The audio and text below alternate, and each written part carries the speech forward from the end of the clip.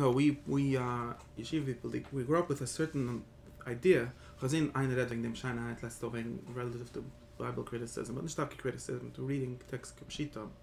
Maybe Sari Levi, stoying a man, Ariel Sari Levi, I think, in Facebook.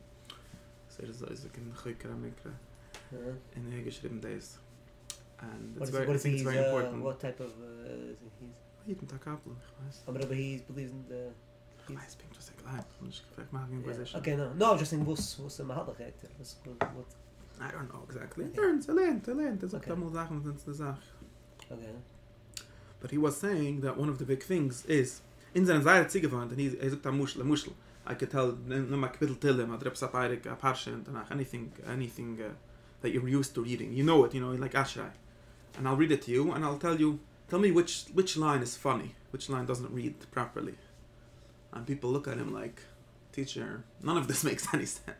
And Geredig mentioned was they're reading Hebrew, and this mentioned was not people that like us, we need a translation, like not us, but if you learn a Chayda, they need to translate every word. Already people speak modern Hebrew, most of the words they understand, it's not, and they're like, if you ask me a question like which pusik is hard to read, which pusik doesn't flow, none of it flows. We're like, this is Tanakh, this is not a modern book, this is a right. And he says no, you have to realize that at least for the people that wrote it and read it, this made sense. This wasn't something that needs a Rasha. Of course, there's some parts that need Rasha. It could be that, like I'm saying, here there's a pusik that's shve. This pusik, even then, there was a kasha. Maybe, if you're critiquing, you'll say maybe it was a agur, or maybe it's hiding something. Maybe there's a medrash. Maybe there's a pshat that's stuck at the pshat. But generally, it makes sense. It starts, it ends. It's like you read a modern text. You expect it. You don't expect it to need a medrash. You don't expect it to need a pshat. You just it makes sense to you, right? And so. Of course, the friend. There's some people that disagree with this idea. This claim that in ancient times, actually, people expected all texts to need medrash. This seems to be a machlokes. Which friend? James Kugel, Haltazai, and at least regarding to Bible and what's his name? Your person, no, Berman. This Berman person thinks something similar. Yeah, okay. So this but only in a certain. So at least maybe there's a machlokes, maybe there's a question about this. But at least for most texts, this is like a revelation to me. Like, and we're so used to that anything like older than 200 years, we don't read Kipshita. We don't even think that it was readable to the person that wrote it. Even when you read Shulchan Aruch, you read the Nazakan, they don't believe that Shulchan Aruch was written to be read. And you go, and therefore, L'mushal, I'll tell you enough minute. Therefore, we read L'mushal Chazal. We have all these Dalshunim that make philosophies out of Mobud Chazal. And Lavdafke philosophies, per se, like Machshova, right? This Jadushtay the Gedank, the Rambam already did that, and so on. Basically everyone modern that talks about these kind of things, and you read the Chazal, it doesn't say anything about this philosophy, right? It's readiness. Right. And well, how does it make sense to us? We say, okay, in the times of Chazal, this is how people spoke. The Rambam says this even. That's how they spoke. Instead of saying the idea, they set up something very cryptic poetry or whatever, and this is what they meant. I had a whole Shmiz practice with Nochem? Yeah, Yitzhak Kislev. I stole the Shaila and he gave me a whole Shmiz. And Sunday by the Mechazvades but das war, yeah. Zvades Primus? No, yeah, so I know I stole the Shaila like the Dr. Rebbe makes Chabad like a very regular Mahalach. So what was before? I mean, like actually in him everything like about telling this was the Yiddishkeit. Nicht gesagt derich nidal derich maybe. I'm not sure that that's true. No. When he makes it sound like that, So whatever. So he gave me all beer. So whatever. So what's no. So they because he tends that Baltan talks about it in the fit. He does.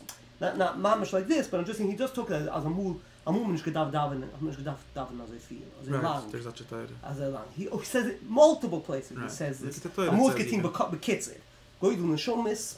So he stellt dazu das in Atzmi. Es du Sachen Chabad like in Atzmi als ich weiß mal rasche geweint am Platz I know that. Right. Atzmi. Das alles geweint so bei Chazal everything was Atzmi.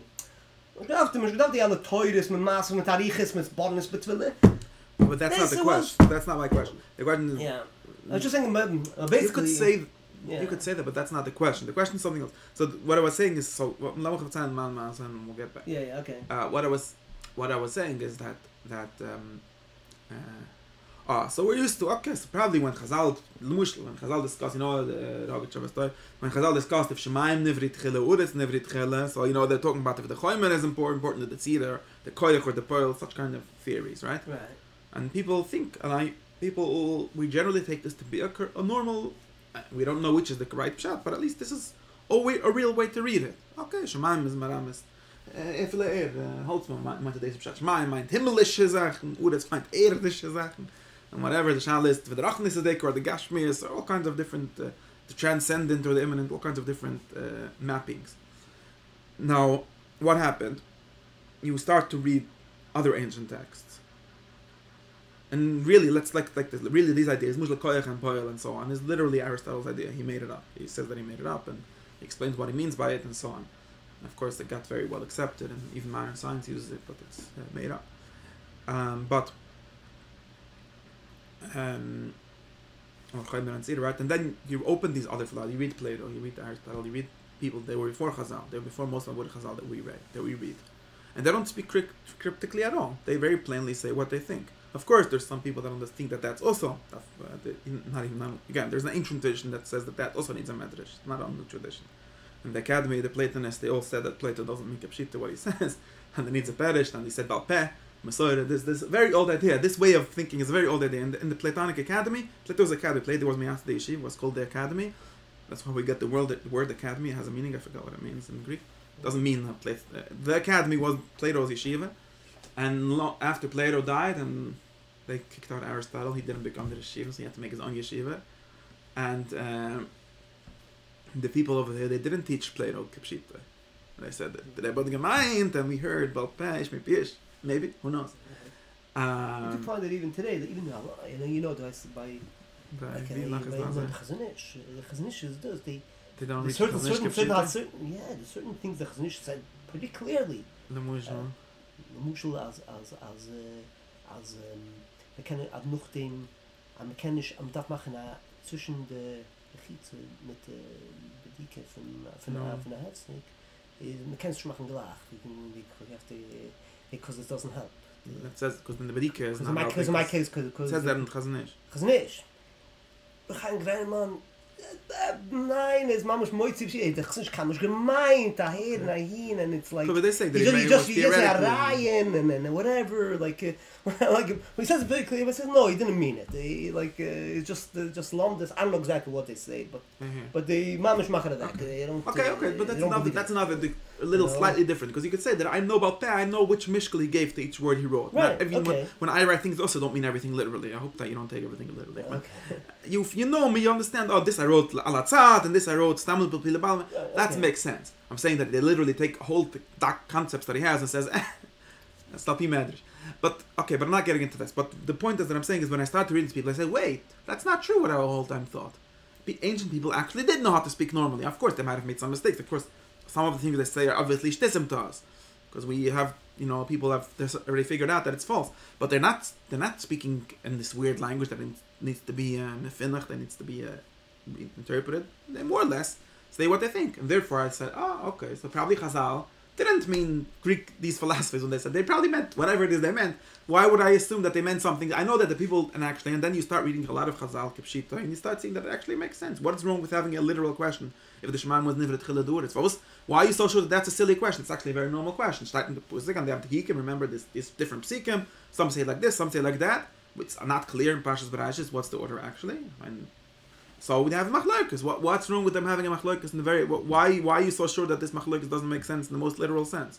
Why do you have to maybe connect it to this? Is all these mahalchim maybe and maybe not? Well, Chazal they talk about so many. Actually, you start reading Chazal and you see that they actually often talk about things very plainly and very. Half of Medrash is actually pshat. Medrash, a lot of it is pshat. What does this story mean? How do we understand it? And they have machlokes. When Rashi says "Ani lebusel lefan pshat mikra," it means I'm choosing the medrushim that make more sense of pshat.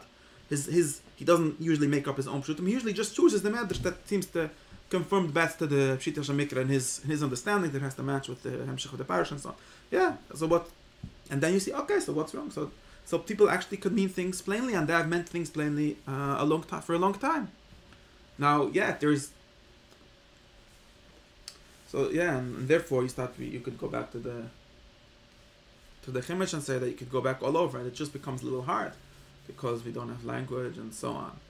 But you start to wonder about a lot of things that it's interesting how many assuming that this Deirech Hapshat is true, which is what all the Rishonim that learned the Deirech Hapshat assume.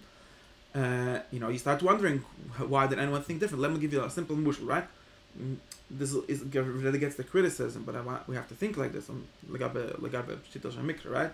If you have the same kapitel in both in Sefer Shmuel and Sefer Tehillim, right? Yeah. Right. What does it say? Don't tell me the pshutim. Kabul the Migdol is Manamis of Azamadrag and Magdal is Manamis of Azamadrag, and that's why. Okay, maybe. But what is the simple pshat? It's two Geshuas. What else could it be? Now it could be that these Geshuas have meaning. Maybe for whatever reason, it can be here pshutim that go. They have the Rashba, that the toilet Ibik could feed the Havun and the Ibn Ezra says that. The Rashba not true. Yeah. That the Torah is not makbid on the words, only on the Inyan. Yeah, I know that from the Ibn Ezra many times. So mamish, stups on normal to Toyarin. I think some because there's names that change and stuff like that. Yeah, and in the Tzai that saves the Dibris. Haru, he do, kind of halachas like that. Yeah, it's not. The Ibn Ezra says, but they say right. But I'm saying, but this is already a pshat. It might be true even, but then you get into a lot of much bigger problems about the Bible that I don't want to get into right here. What I'm saying is something more simple. We forgot that there's such a thing as what it says. Nishtafil. This is even before pshat. This is just what he's saying. Okay, he wrote when it says mizmor leDoved al lamatzach al whatever. It means literally al. That's all. Actually, all the Pashtunim say. Chazal actually sometimes don't. They say al shach al shach whatever it is. I don't know what it is. It's either a song or a klashit or something like that. That's what it is. That's what it says. Now you start asking me, this was a shtayt.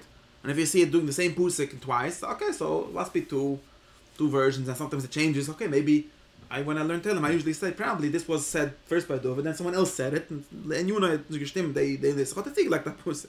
That's every time. Now you want to start making shetler, that's already theology. That's already not chat. That's already questions, more general questions. So what's the man of the ganze Sache? The argument is that at least to me we should try to read things kipshitam, and this comes to even when you read Shulchan Aruch, when you read Halacha, when you read everything. The Rambam was meant to be able to be read, right? It wasn't meant to need a perish. Yeah. The Rambam says this actually once in one of his letters. If someone would write a cipher and think that it needs a perish, would write the perish. Obviously, anyone that writes a book, most people, besides if you say it's beferish, it's Kabul, he means to say that. He means to say what he means.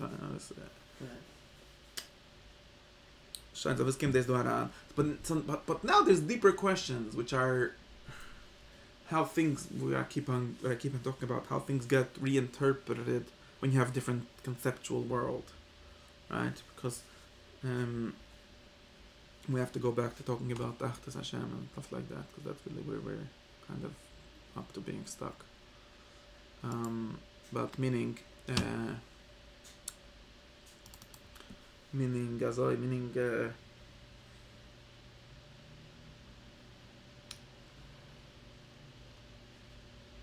let's try to think. Ich weiß schon, was das ist connected to. This is a richtige thought. Although there's one way of thinking this which says, okay, and therefore all pshutim that are not, basic pshat are shtisim. That's one possible conclusion from this, which doesn't seem to be exactly accurate to the really. And why? Was this nicht accurate?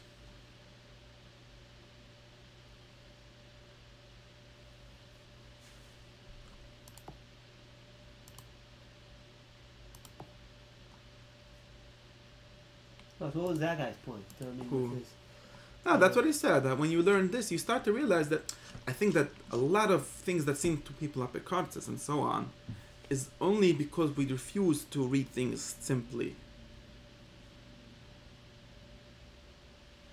Because in some sense,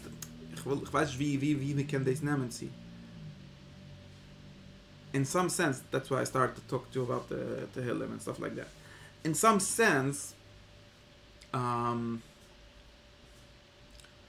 that it can be read plainly, that it's supposed to make some kind of sense plainly. You don't really have a way out of a lot of.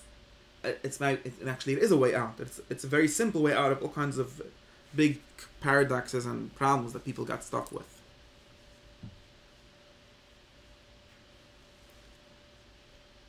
And what's that mushal? A simple mushal,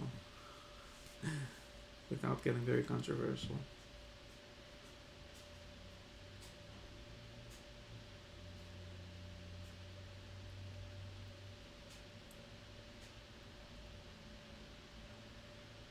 It's only relevant to like Tanakh. Ich weiß nicht, ich will nicht fokussen auf Tanakh, du bist nicht kashiv Tanakh.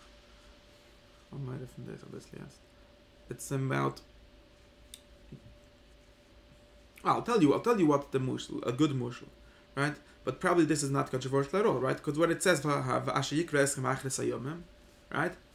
And then we read what it says. It says what's going to happen by Achras Yom, right? Rashi was not happy with that. And the Ramban is not happy because the Ramban says, what do you mean? Achras Yom means Yimasa Mashiach. So this whole idea of Achras Yom means Yimasa Mashiach is just not true. It's not the literal reading of it, not what the text says. It is what some later texts say, already in Tanakh. Already some Nevi'im, like Yeshaya, talk about. Already Yeshaya, I know if he talks about Achras Yom as some. He's talking right, yeah. As some kind of a Mashiach at Kimmel. Right. Okay. But even Yeshaya actually meant it to happen, next week. It wasn't. Oh yeah. Yeah. What do you mean? Why Achras Yom and that Nevi'ah Yochen Yeh Bayis Hashem was talking about Bayis Shani. Okay, so we get into a whole tzale, when was this Yeshaya and so on. But it's not talking about. This concept of Yemos HaMashiach as some kind of end of history is a very late idea, even in the Tanakh itself. And if you think about it even further, you would start to think, like that's what I was about to say about Gulas Mitzrayim. Why in the world would Yaakov Avinu think of Yemos HaMashiach? Only if you assume a whole pshatel of Maasav Sim Labuna, a whole like very elaborate way of reading. Al Pi Pshat, Achras Yom. In other words, this is speaking from the perspective or in the sense of is Achras Yom is the Yidden and Eretz Yisrael. That's what he's talking about. So now you ask him, what did he think will happen afterwards? He didn't. It's not part of his story. There is a master of Sim Labunim. In other words, Pshat Saif Beresh is master of Sim Labunim, right? Yaakov in took Shechem and he gave Azavat. Okay, but the Sim Labunim are not Bunim Tufshin Pai Aleph. It's Bunim Bayis Rishon, basically. To give us a shaftim, maybe. That's what it's talking about. That's where it ends. They'll ask him what will happen later. For that you need Nevi'im later. For that you need other. It's not what it's talking about. But because we have certain assumptions, it must be Yaakov Avinu. What do you mean? We exist. The history didn't stop by Yisvil Nechaf Yamish. They actually got out of that. Well, it doesn't say in Sefer Bereshit. It doesn't talk anything about it. Like I'm saying, Yaakov Avinu barely doesn't even talk about Gulas Mitzrayim, which is even a more fun, bigger question to me. And I don't know that I have a shtickle answer to it, but it's a very radical answer. I don't know the answer to that. But let's say somehow maybe Yaakov Avinu didn't realize that it's going to be, we could say something like this, right? Al Pi Pshat, even simple Pshat. Actually, Yaakov Avinu didn't realize that it's going to be a Gulas Mitzrayim. Yaakov Avinu was still in Mitzrayim where Yosef was Charlotte. Yosef already realized. Why didn't they go? Why didn't they go back? Yeah, what's it all about? No, I think that they didn't realize. Al Pi Pshat. They didn't have. It slowly happened, this Gulas. Why did they go out? No, they didn't have where to go back. Oh, yeah, okay. Al Pi Pshat. Now I'm talking, Mamash Al Pi Pshat. There was nowhere to go back. Again, there's some steers. The Psikim already have some steers about this, but there was no where should they go? Eretz Canaan. They didn't own anything in Eretz Canaan. They owned. I know of 2 pieces of land that the Uvis owned in Eretz Canaan: Uras Machbaile and Asuda and Shechem. That's the extent of their real estate in Canaan. Now they had an aftucha from the Irish, but this aftucha was for whenever the check wasn't cashed yet. There is some steers. Some Psikim seem to make sound like they had more than that, but they were living there, but Gad V'Toshov, but Shesa Canaan and whatever. Maybe they were.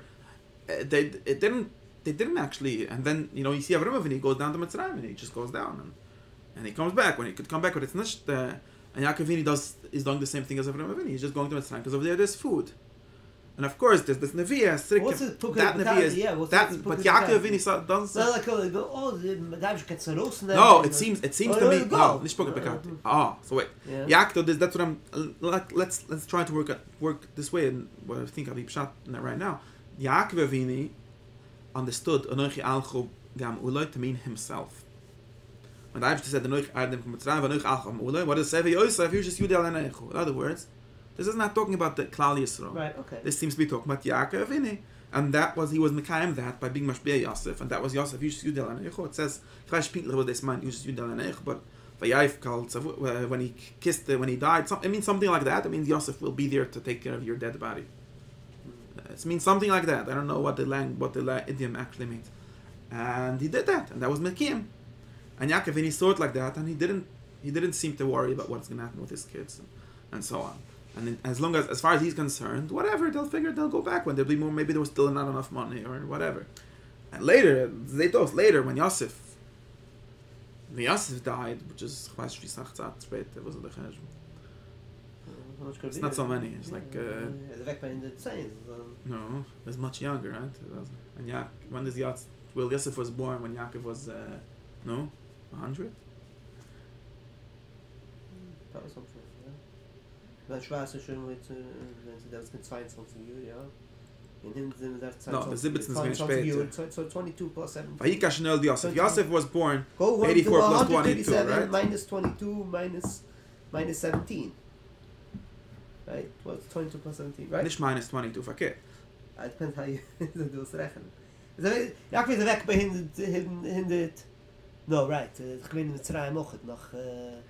103. Okay, whatever. The kids, it wasn't so much longer, but it seems from this, it's like a bit schwer. It's like a bit schwer. I think that we're forgetting that. Whatever. I'm not getting it more. But they wanted to get out, but I thought Yosef was Yosef, but not Yaakov. That's what I'm saying. Yosef, yeah. Yosef already seems, this Nevi'ah, at least from Yosef, is already talking about the agulis that we're stuck in and we'll get out of some time. Yeah, but Yaakov didn't have that idea at all. What's the problem? Why they can't get out?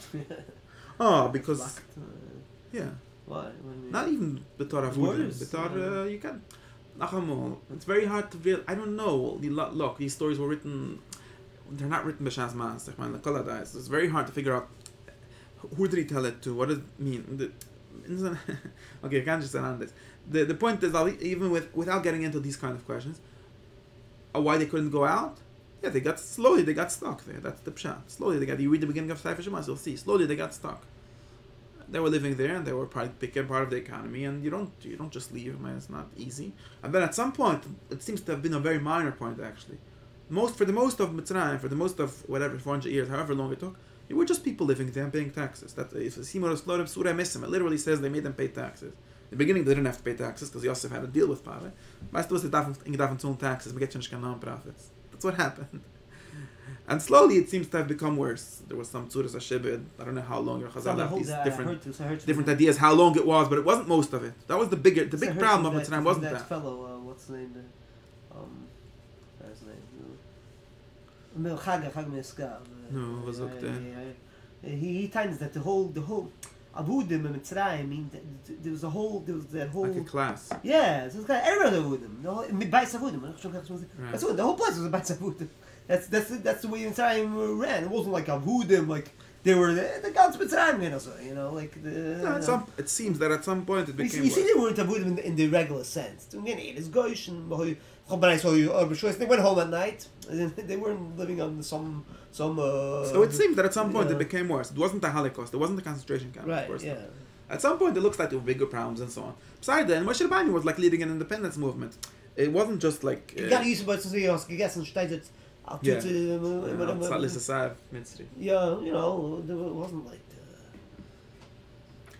Yeah. Anyways, so the question is, so therefore we could see things in a simple way, and that kind of, it does lead to a question. So therefore, why assumed anything more than that?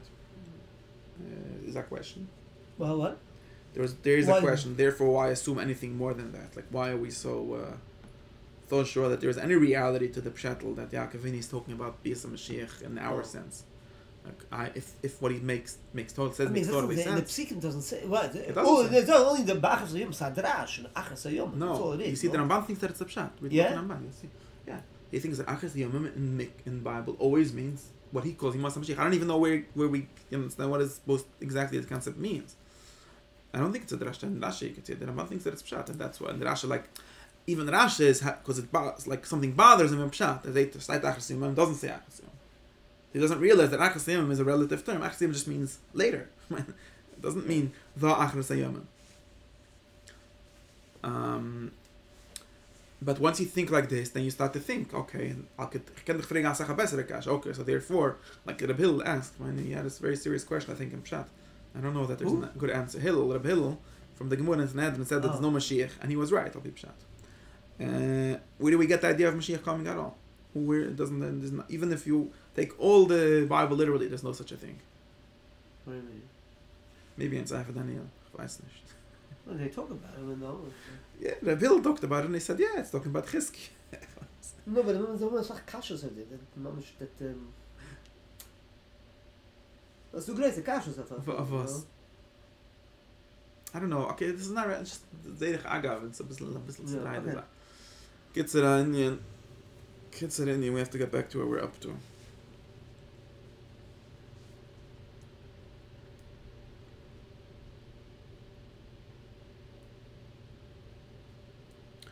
Kitzur, we have to get back to where we're up to.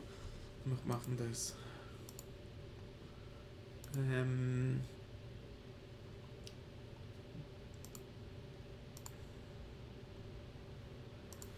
Is it? I don't know, he said maybe. I don't know the answer. About Simcha, baby, Einikol. He didn't send you a text? No. Oh. That's the shot. In the Shabbos, he made a Kiddush. He made a Kiddush for Einikol. I'm just curious. Yeah. Okay, Molotov. Okay, but after the Gansi, so let's try to work our way up to, because I don't have a subshuttle to say.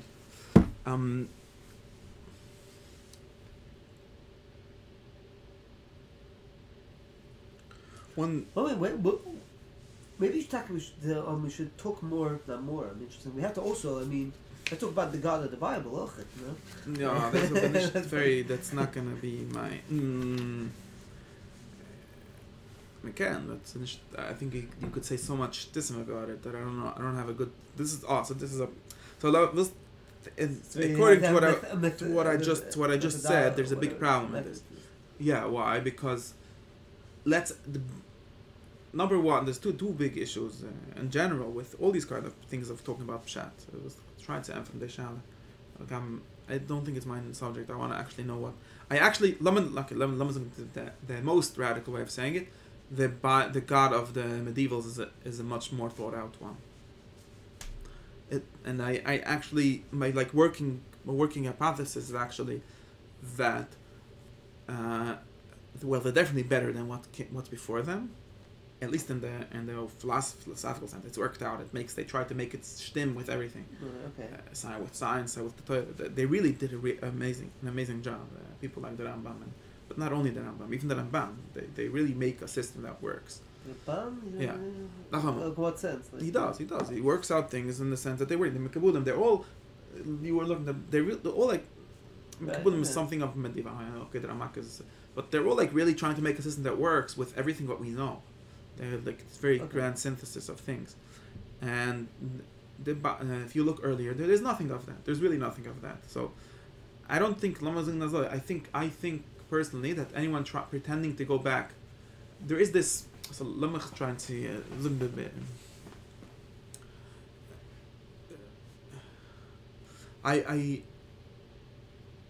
I mostly think, and of course, sometimes we can go back to the Bible and think that the Bible itself had these kind of issues, this is one of the big. Try to organize. This is one of the big issues with reading Think Simply. Hanoch number one. Reading Think Simply leads us to an issue, which is that it's always going to be based on what is simple to us. Even understanding the Rambam, I think people like him were at least honest in saying that what they're saying is not what it says in the simple meaning of the text, and therefore they came up with the theory of dual meaning, what's pnimis and right? There's an internal meaning and an external meaning, an esoteric meaning and an exoteric meaning, and therefore what they saying doesn't have to be what it's not. They're not even trying to. Most of the time, sometimes they do, but most of the time they're not even trying to convince you that what they're saying is what it says in the text. This is a very important point to them, and the Mekabulim, they all agree with this point, that they don't even have to convince you that what it says is what the text says. they are very happy. If you ask them, the Rambam he'll be happy even telling you sometimes that the Pusik was written for dumb people, that they should also understand. If you ask him a Kibbutz, he'll tell you, well, the Pshat is also true in Olam HaBriya, but not in Olam HaTzinis, whatever it is. The slight difference, I think that the difference is much smaller than it's made out to be between these two things. But they both agree that I don't have to convince you that what I'm saying is what it says. And therefore, they're very happy with saying, well, again, the Rambam is not very clear on this. Sometimes he talks about it. They're very happy with, at least what I understand from them, is that we have a conceptual framework, what I call a philosophy, right? But even before a philosophy, we have tools, we have intellectual tools, we have concepts to work with, which Moshe Rabbeinu does not use. It's not his world. And I will explain you what everything he says means in my tools, but I don't have to convince you that it's what he thought. I don't have to get into originalist problems with what the guy that wrote it from. They're not even trying to get into his mind at all. They don't even think that it's worth. They don't. And the most radical of them will say it's not even worth getting into Moshe Rabbeinu's mind. Kind of, yeah, but where? Yeah. Oh, wait. So wait. I'll get to this. Yeah, but this is the Rambam himself doing an exoteric game, so we have to understand that, right? This is a very important point, but davon comes today. But lama fades. This is a before this, the Rambam and people like him don't even try to convince you that what they're saying is what it says in the text. Right. They don't even try. They come up with hanocha that there's such a thing called pseudos atayra, and they claim that Chazal already said this, and it's true. Chazal, Chazal is another thing that we can do this criticism do Chazal thing. But yes, it's true that Chazal mostly they closer to the Pshat than the Rambam thinks, but they mostly don't think that you could read Parshas Bereshit and understand how the creation happened. That's true. They don't think so. Just like they don't think you could read Parshas Mishputim and know how to be asking that in Torah. It's not very different. They think they have to do medrash on it. And the medrash of Parshas Bereshit is more hidden. They don't tell it to everyone, and they keep it within themselves, and they themselves sometimes say, you don't know what you're talking about, right? The medrash. Adayin ben Zayim b'chitz, but so beside it. So in that sense, this is actually very traditional, at least traditional from Chazal, to think that there's the pshat and the truth is not the same thing. Right? There's the Eirich Emes, there's the pshat and the truth, right? Very important. Okay. So therefore, in that sense, they're at least honest, and honest in understanding actually what this is a very modern way of putting it, but understanding that they have different concepts, a different conceptual framework as the text. And they might not even contradict, but they're trying to give you the text meaning in a different framework than the text speaks of, at least. Right? The text doesn't speak of Esophiris, it doesn't speak of Aristotelian, it doesn't speak of any of these things. Right. What happens when you get to modern people, and again, starting from Martin Luther, always have to remember that modern Pshat traces back to Luther, not to anyone else. Oh, what do you mean? You had to show him the... No, yeah. Martin Luther invented this thing. Ibn Ezra. No, but Ibn Ezra doesn't really pretend to be able... it's a big difference. It's a big difference. Ibn Ezra doesn't pretend to create religion out of the Bible. He doesn't think that it's a possibility. A real possibility. Ibn Ezra also has Soidas HaTorah, which to him are a Neoplatonic philosophy, but basically Kabbalah, something very close to Kabbalah, actually. Yeah? Yeah, Ibn Ezra is more or less a Kabbalah in reality. You see, this is what people don't realize. People think that Ibn Ezra is the cynical person. Ibn Ezra literally talks about being Nichlal and God. Very radical Neoplatonic language about the parts and the whole. Haduvik b'chaylik, duvik b'koil is Ibn Ezra's language. Him and Ibn Gabir, all the people like him, they believe that, inside the Shtalshlis, some kind of side of Shtalshlis, and therefore, if you understand it, you could become part of God. And that's the language that he uses, whatever exactly it means. Ibn Ezra is the Davai of Haramayid. He's just more honest than other later Mekabulim saying that, sometimes the Pshat is not what it seems to be. People today get very confused. This is a big twist in modern discourse. It's only a twist for dumb people, but I think maybe too many of us got stuck in this. That there's like a machloikas between people that are religious and people that are rational. All the rational, actually, I'm not sure Mamish all, but almost all the what Slifkin calls the rational Rishonim, almost all of them were mystics by his definition. All of them believed in worship of God and devotion. They all believed in prophecy. The Rambam literally believes in prophecy. He just thinks that it works through philosophizing. Besides, but he actually tried to do it, and he sits down and he takes Aristotle and on Shabbos by Shalshidus. What does the Rambam do? He doesn't sit around hacking. Right. He doesn't sit around saying, I'm smarter than you, which is what most of these people keep on doing. Yeah. He really, very honestly and very humbly tries to understand the universe. And he says, well, when I'll understand it, God will reveal himself. And he thinks that God, he literally talks about actually, in Kamina Shiroi, God will reveal himself to him. And he told him that Hashgocha is Kefi Adas. Remember? One of the Rambam's big revelation, that's the Rambam's revelation. He says, there was a Hisag like B'min HaShiroi. That's the Rambam's language. What does it mean, B'min HaShiroi? It means he thought about it. And then he got this idea that like popped out of it somehow. It didn't summon, it wasn't... I forget like this, like who today is like the Rambam, so we'll say Pashbers all day. Know what I mean? Like but not. He didn't.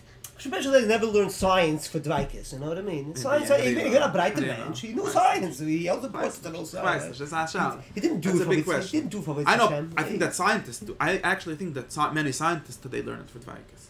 Einstein is an example because he talks about it a lot. But even if you read the actual scientists, not the science popularizers like Tyson and Michel like that, not the Twitter scientists. If you read actual scientists that really are impressed by the universe, they're basically religious. They're basically trying to find God. Religion is the wrong word, but they really like. Spirituality. A lot of them have the different crazy spiritualities, like all these like physicists with their I don't even understand what they're saying usually. Maybe I'll learn physics to understand.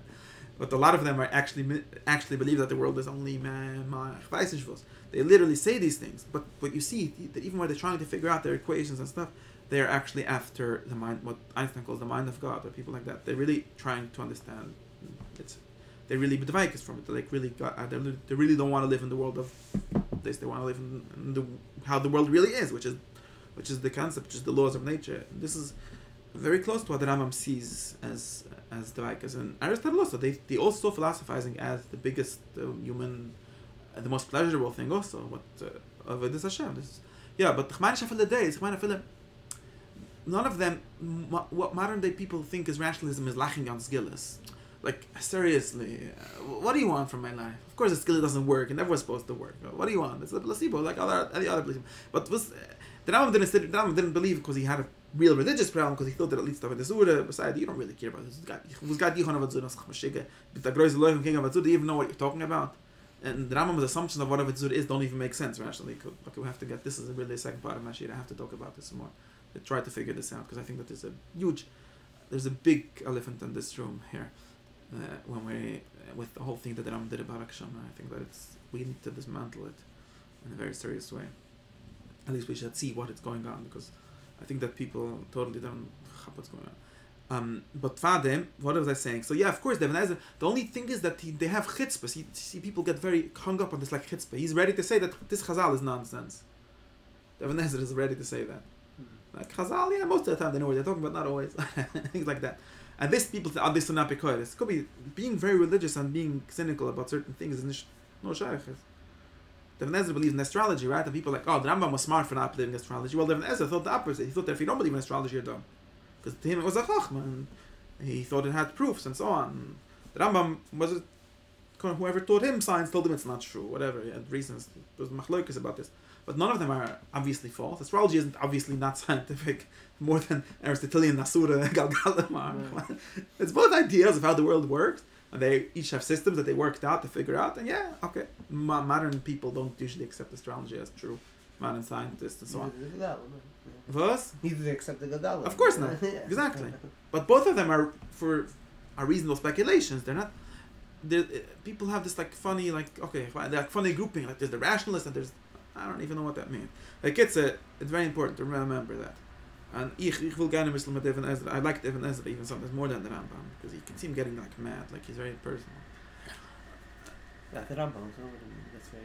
No, the Rambam puts his own, not very different. The Rambam got mad. He was a human being also. You can see in his letters, but in his writings he doesn't ever get mad. Mine is full of. No.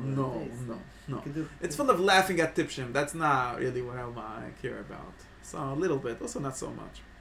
Okay, ich weiß nicht. What I mean to say is he could be like, if we'll believe, it's very cynical, like, in Kabul in a Kabul. Whenever someone says, Vanachni Nam, Divrei Chachumim, like Kabul, it means to say, unfortunately, they don't make sense, but whatever, this is the system, so Zemai. I think so? Of course. Even Rashi, when Rashi says, HaMedrash Tidrash, he's being cynical. Almost cynical. Like, he's like, the Medrash is the Medrash. I read it cynically. Like, it means to say, yeah, this is the system. We believe we like them. This is our Rebbe's, man. Everything we have is from them. You could say it without being cynical, but it doesn't really mean they don't really believe that this. The Ibn Ezra doesn't really believe that this pshat in the Drash. He mostly believes that the Drash is a mistake. He just says the halacha. We have to follow the halacha. When anything that's not halacha, he totally thinks that it's a mistake, which means that even in halacha, he theoretically thinks that what his pshat is right. Sometimes he gives a whole explanation, like in Ezra Bus B'chuda has a whole pshat how we got from this Mashati B'chlari Imar to Yisra Bus B'chuda. So he thinks that there's some reason, rational pshat for it. But sometimes we would say, okay, the halacha works like this. And okay, Nachle and was the flying the way it gets. What was I saying about? You know what we're talking about? We're talking about the problem. So the problem is so very simply, at least the medieval people didn't pretend to say pshat. Now the modern people come along, people like Martin Luther say sola scripture. We could just create a religion straight out of the Bible, and they have this kind of weird logic that says the Bible is the word of God. Nothing else is really the word of God. So basically, kfira b'torah sheba'al peh. People like there's modern people that are here saying this. And I'm just don't understand what is that even supposed to mean. Oh. Whatever. And they basically say, wait, we should learn the Chumash because that's God's book. No, Chumash is one of God's books.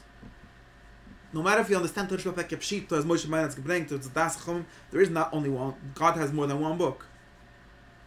The Rav said that God has 3 books: Chumash, Masorah, and Seichel. Right. Okay. I like that formulation very much. There are at least 3 books, and the Seichel is the most important one, right? No, he has 4. Yeah, the 4th one is Chishon. It's included. Like sometimes he does like. You could say there's 2, right? The Seichel and tradition, but it's just a question of categorization, right? But this is basically what Chazal say, and traditional Peh basically. Sometimes they pretended to mean that Moshe Rabbeinu gave the Mishnah also, but they don't really think that most of the time. Traditional Peh means the tradition, the interpretive tradition is Misina. When we're our kids at our cycle. Traditional Peh is more or less very close to what Rav Sadigan would call our cycle. Okay, but the later people like Tzudek very much explicitly said that Traditional Peh means that, and so on. But it's of course true. Torah Peh means the Torah that we learn Baal Peh. It doesn't mean the list of Mishnahs that we receive in the Harsim. Right. It's the process. It's the kids. It's our side. So Martin Luther disagreed with this, and he said, "Well, you people have traditions, and we have to look at the Chumash, and the Chumash is we're just going to read Chumash without any presumptions." And people like Spinoza came and said the same thing. This is another big source of all this modern criticism. He says the Rambam is crazy. The Rambam has very nice philosophy, but in the Chumash, that's what it says. He's the first one to criticize the Rambam with this. You don't realize that Rav Nachman Bresler look nach Spinoza. The Spinoza came and said this, and to me this is kfira b'torah sheba'al peh. This is just saying, yeah. No, I didn't know Spinoza was going to say. I thought he was no.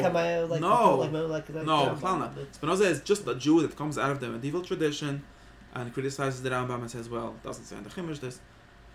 And then he goes back and says, well, the Chumash doesn't say anything. Okay, I got different thing. But one of his big things is arguing with the Rambam and saying that the Rambam is not very convincing when he says Pshat and Pusik, because the Pusik, just read the Pusik, it doesn't say it. The Rambam would agree. The Rambam didn't pretend to say that the Pusik says that. The Rambam just says that there is philosophy that proves this, and the Pusik must say that al pi sod. Okay. But therefore, if you believe these kind of criticisms, so the Spinoza, the critical side, or the Lutheran, like religious side, so therefore we're going to create things just out of the Bible, I think that only leads to self-delusion. Why? Because there is no way to read things according to their original intent. Even when I tell you a word like a hand, or a basic thing, you're going to understand it according to what you know. And who knows if he lived in a different world where things look different.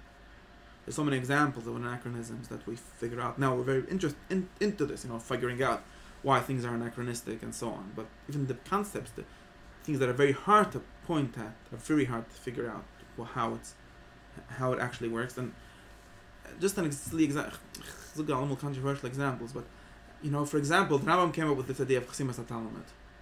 Well, maybe some people before him. I think that he's one of the biggest sources of this idea. There's the Talmud, and that's what halacha is, and after that, we don't really accept. You could say whatever you want, but it's not binding, and so on. Right. And we retroactively read this into the Talmud even. Say, therefore, and for example, even Tosfos. We read Tosfos, say what Tosfos has Astira to Gemuris. Tosfos means to say that this is really what the Gemara said.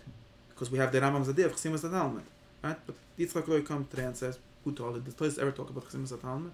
Maybe Tosis saw themselves as continuing the Talmud. Just like the Gemara had Steve of two Mishnahs, the Mirna Kimta, did the Gemara always think that the Mishnah had that in mind? I don't think so.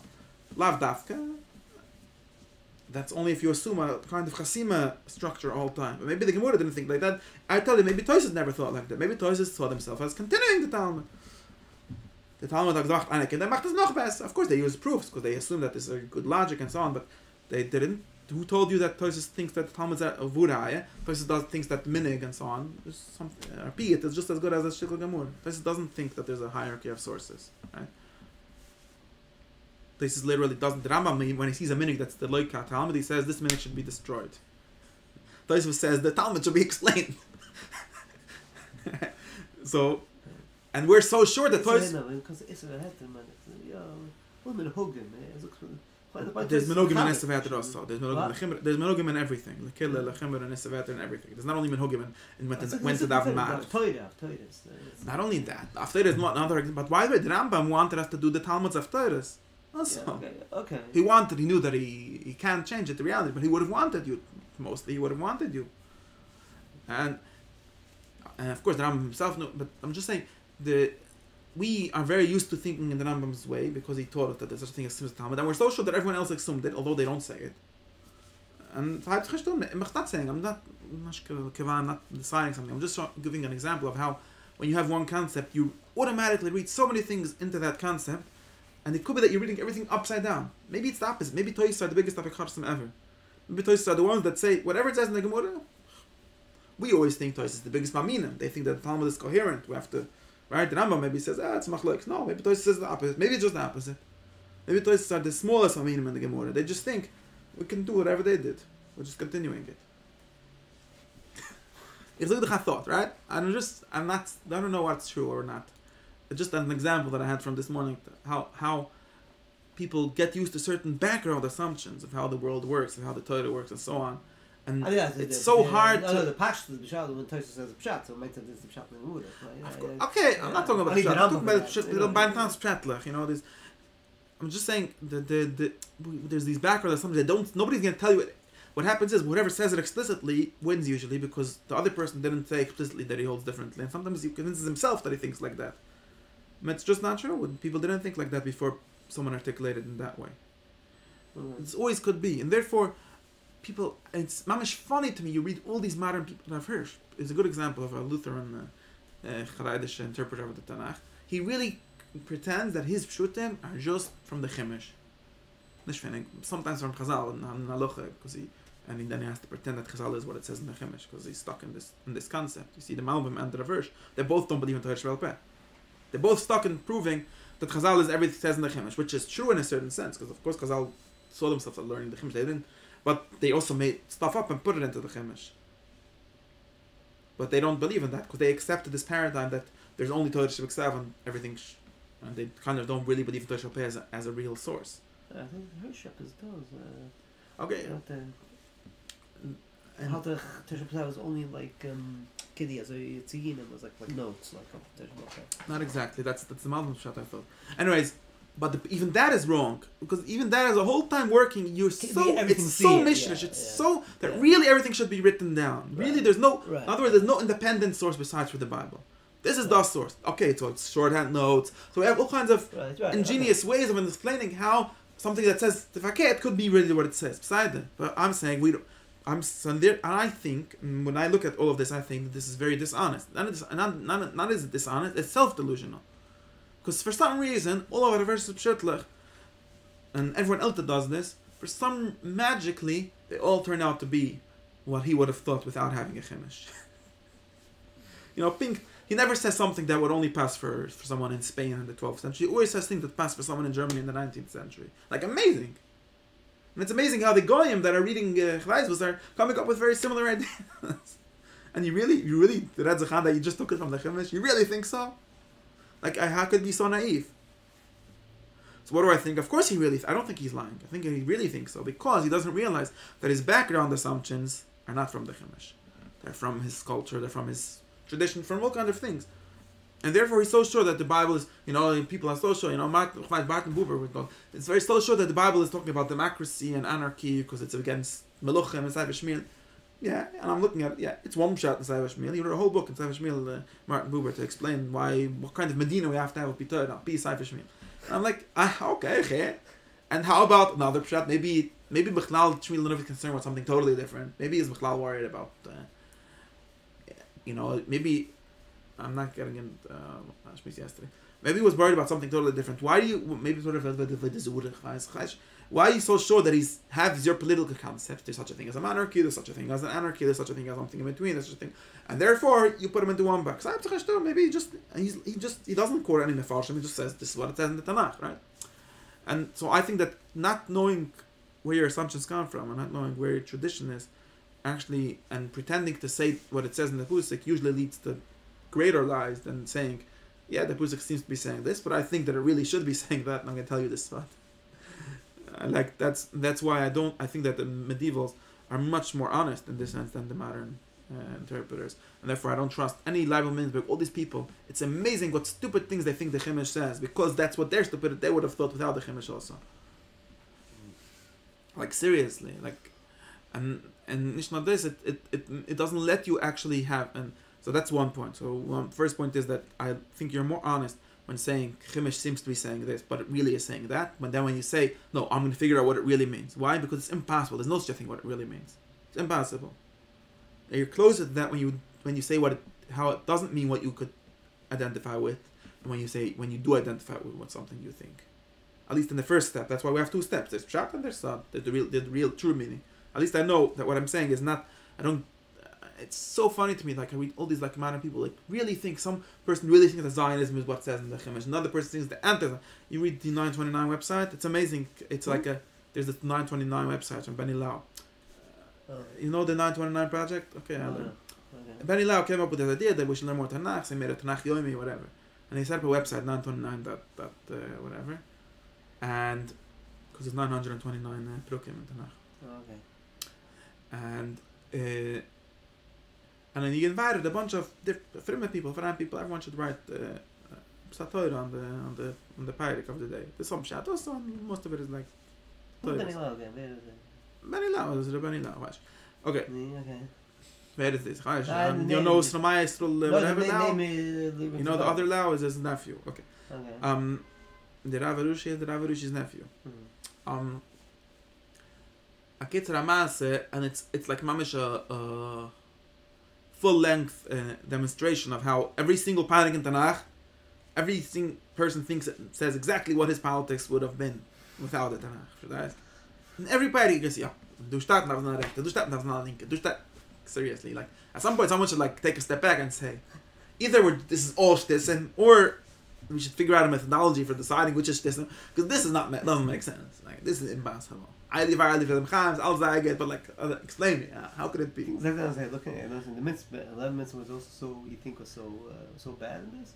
Yeah, because his concepts, in the end of the day, are simplistic concepts. I know, but I don't think he's so agenda-driven. How do we know that the Bible was as simplistic? He doesn't have such political... He has very shachanite... No, Minzberg's problem is... So he's coming pretty... No, Minzberg's problem is that... Minzberg's problem is that it's very bad ideas.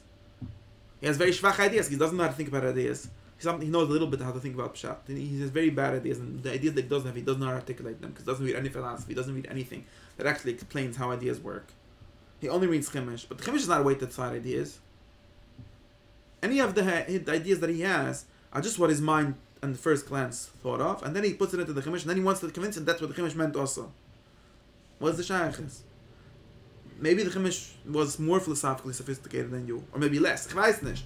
He just assumed this connection, his pshutim are. In other words, let me tell you a better way.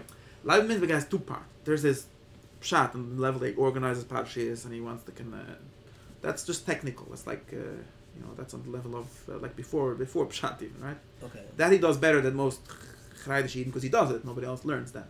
Okay. He's gonna tell you, okay, this is where the parsha starts. This is where it ends. There's three kinds of kabunas and things like that most people don't think of.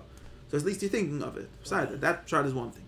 Then when he actually got that part, and then it's debatable like everything else. But I don't think he does better or worse than anyone else in that. Okay. Now, there's a second thing, which is what is the message, right? What is the message of the Bible, right? And now, of course, the Rambam says that the message is you should be a philosopher. Okay, wouldn't say the message is you should be a the message is Leibel Minzberg. And that's so not interesting. And then the weird thing is Leibel Minzberg gets convinced that what his message is actually what it says in the Tanakh. Mashal and all the other people, they were just making stuff up and putting it in. And the reality is that you just have very bad ideas. Not bad ideas, like unthought through ideas. His ideas are primitive. They're all of the ideas that he says. I know whatever Shalmi Engel would think of when he starts becoming up a Kodesh. Nothing, he doesn't ever go very far in his ideas. They're all very simplistic. And why? I don't know, like you're saying, just like that you were saying from, what's his name, that not all chaps are true. Also, not all pshats are true. The fact that it's more simple this is an external assumption. I don't know that the Bible was simple. Maybe he was actually very complex. Maybe he actually thought of very sophisticated thoughts. I don't know. There's no reason for me to assume. Some of these pshat people have another like very weird bias where they think that the more well-batish, the more like the more like uninspiring a pshat is, the more true it is. I don't know. Maybe I actually think that most of the Tanakh is actually trying to be inspiring. A lot of it. Not Divrei Yomim isn't just there. But everything else, it's actually trying to do something. And when he does say inspiring things, they're like things that you could hear in every tachlist. Take Leibel Minzberg Torahs. If I was without the Tanakh part, without the like figuring out the structure of Parshas part, it's better on the level of like any Yeshivik Tana Mashgiach. That's his Torah. That's his message. Like his message is always on that level. Even his pshat is on that level. So Ali live a shine. Okay, that's the level that it is. The actual concepts that he uses are basic level. And there's no reason to assume that the Tanakh actually is thinking on that basic level, or Bechlal on any level similar to that. Why? I mean, that's what it said. I mean, it doesn't say. I don't know. I don't know. It doesn't say. It's not a book of concepts. Now, again, we get into this very broad question. What are his background concepts? I don't know. At least I'm honest to say I don't know. And I could use your structure, and I could use the Pirush HaMelech and so on. And when I'm going to tell you the real meaning, I'm not going to look to what I'm saying is to look to Tanakh for background meaning is always going to be a mistake. You're going to end up with very bad ideas. What you should do is first think through B'toch Saif, or what we call B'toch Shval Peh, like that's called Shval Peh. Think through. You want to talk about, he loves talking about, is God transcendent or immanent? Okay, you want to think about this? Is the way, let's say I have this question. Holtzman, yeah? That's his one Torah that he has. Well, he doesn't even say it in this language. Is the Eibush of the Himmel or the Eibush of the Eid? Right, is God in shul or is he at home? It says this thing in 1,000 different ways, right?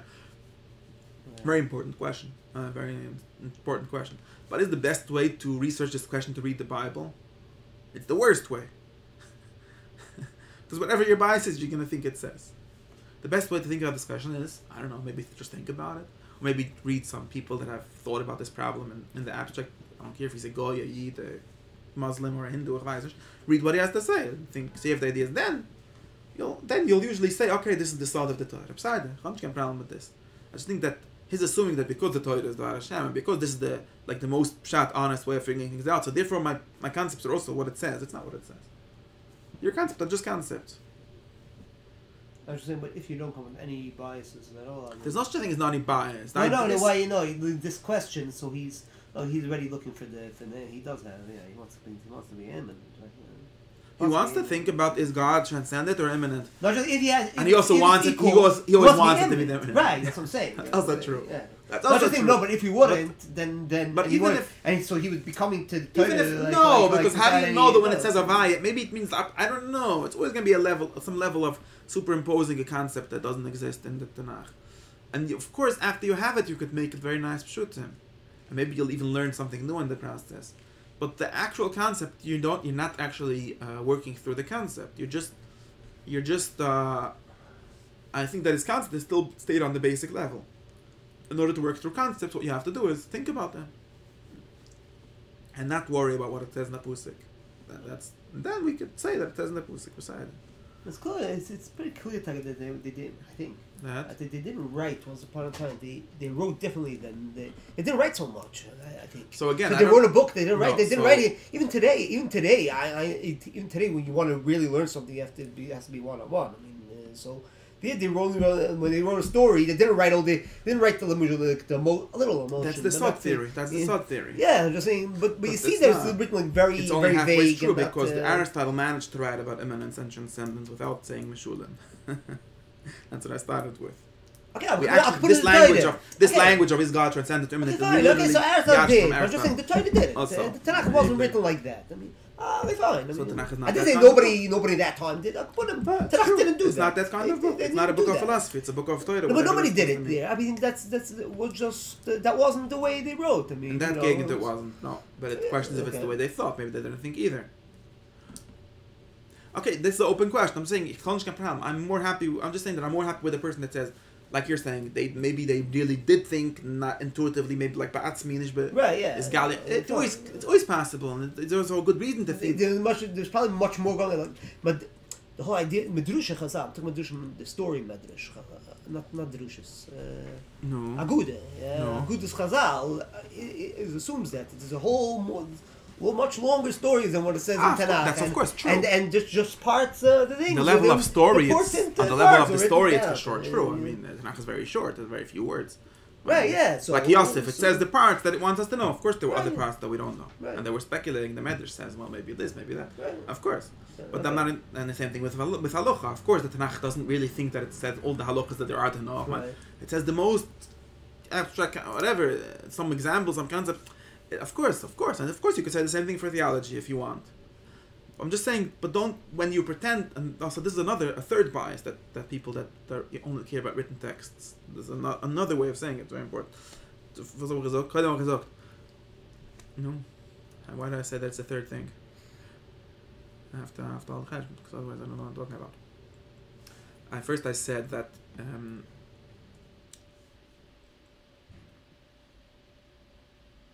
that you have to be more honest. That at least the people that had the idea of sod knew that what they're saying doesn't have to nazich. Okay. And then secondly, I said that you actually get very bad concepts when you don't think about the concepts outside of what the text says. That's the second point that I said. That's the third point, which is that there's a certain funny bias, which actually I find that in the Bible criticisms also, where whatever happened to get written down is all there is to know. In other words, I can talk about this in halacha. I'm going to take an example that I've been thinking about yesterday. I think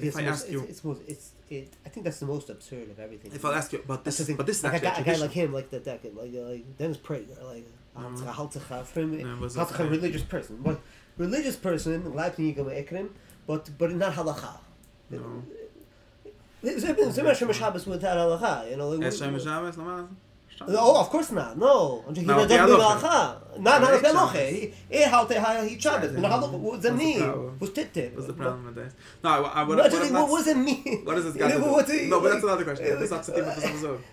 Meinst du, ich Shem Haluchas in Mushel Isser Schatten, es hat nicht keine Haluchas? Okay, Shabbos, okay, fine. Make a day rest the way you want. Right. But what's this with the Isser Schatten? Like, no, of course. Haluchas? No, what when are you someone talking says about? that, What does that of mean? course he also believes. No, that's like the Karo. Anyone that says I don't believe in halacha means to say I don't believe in the authority of the people that make the halacha. Everyone agrees that there has to be some halacha, at least in Rosh Mishpat. I'm not so sure. You could say that Shabbos is whoever you want. Besides, no, I'm not so sure about that. Karum had a whole, they had their whole own tradition. It's just the Karum believe in tradition, but they just didn't believe in authority. But these guys think they don't believe. They don't believe in halacha. No, they don't believe in details. But that's this whole thing getting that's a different question. But that's a different question. Of course, that's ritual. No, it's not farek because No, I understand this discussion. It's a whole different discussion. Okay, yeah. It's not really to do with this. What he's saying is that he thinks that not everything has halachas. He probably agrees that Rosh Mishpat has to have halachas. He doesn't agree that Shabbos has to have halachas. He thinks that Shabbos, and I don't think this is crazy. I think that even Chazal, again, Shabbos, we have background assumptions. It could be that work out Shabbos. No, let's talk about something. No, let's talk about something. What's going to make him? What's going to make you kill someone? No, wait, we don't kill. No, we never kill someone. I know, but we used to actually. What did he do? What's he going to do wrong to throw him off the building? Oh, he worked on Shabbos. He worked. There's some things that everyone agrees are halacha Shabbos. No, okay, of course, but that's no. But then you talk about the Chosh Mishpat part. Now you talk about the Chosh Mishpat part of Shabbos. In other words, the public law part. Of course, public law always has the technical details. These people, but this has to do with a much bigger shmis because we understand actually most Eden nowadays, sometimes religion has to be a personal thing, and then religion doesn't have law. There's a whole different machlokes. It has to do with Christianity, but it has to do with a lot of different things. It's a whole different thing. It's not about not believing that there has to be more details. He agrees that there's more. He also has more details than. He just thinks that not a lot of these details, maybe other details. Besides, in Tefillah, for example, and for certain things I 100% agree. I don't know about Hilchos Shabbos. I think Hilchos Shabbos actually used to be a very public law in Judaism. So, but most of Orach Chaim is not really a law. Okay, so go to videos out. Most of Orach Chaim is just you should do it. It's like I said, if you say Halika Shiri Lashem Chuda before you say Haliyas Shem Nashma and you go to Gehenna, what happens? Right, okay. Whatever, it's a sad. Yeah, and then of course there's gonna be halacha. It doesn't mean the Chassidim actually hold like this. They say whatever, daven whenever you want, however you want, more or less. Yeah, the halacha is good for this medish and daven that way. We're not worried about this.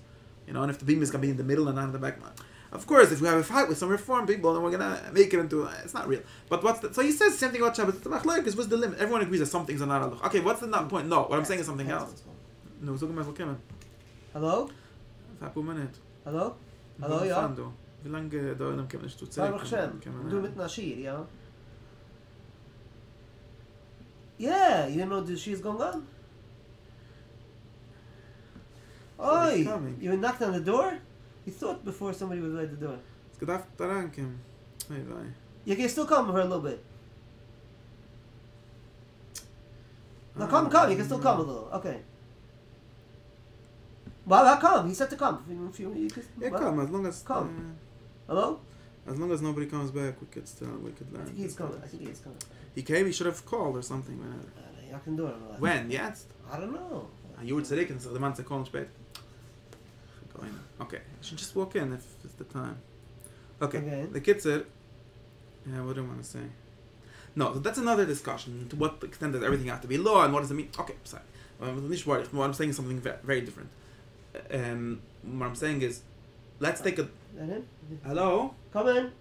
It's not verspätet here. I know how this works. You have to open the lock. Hello?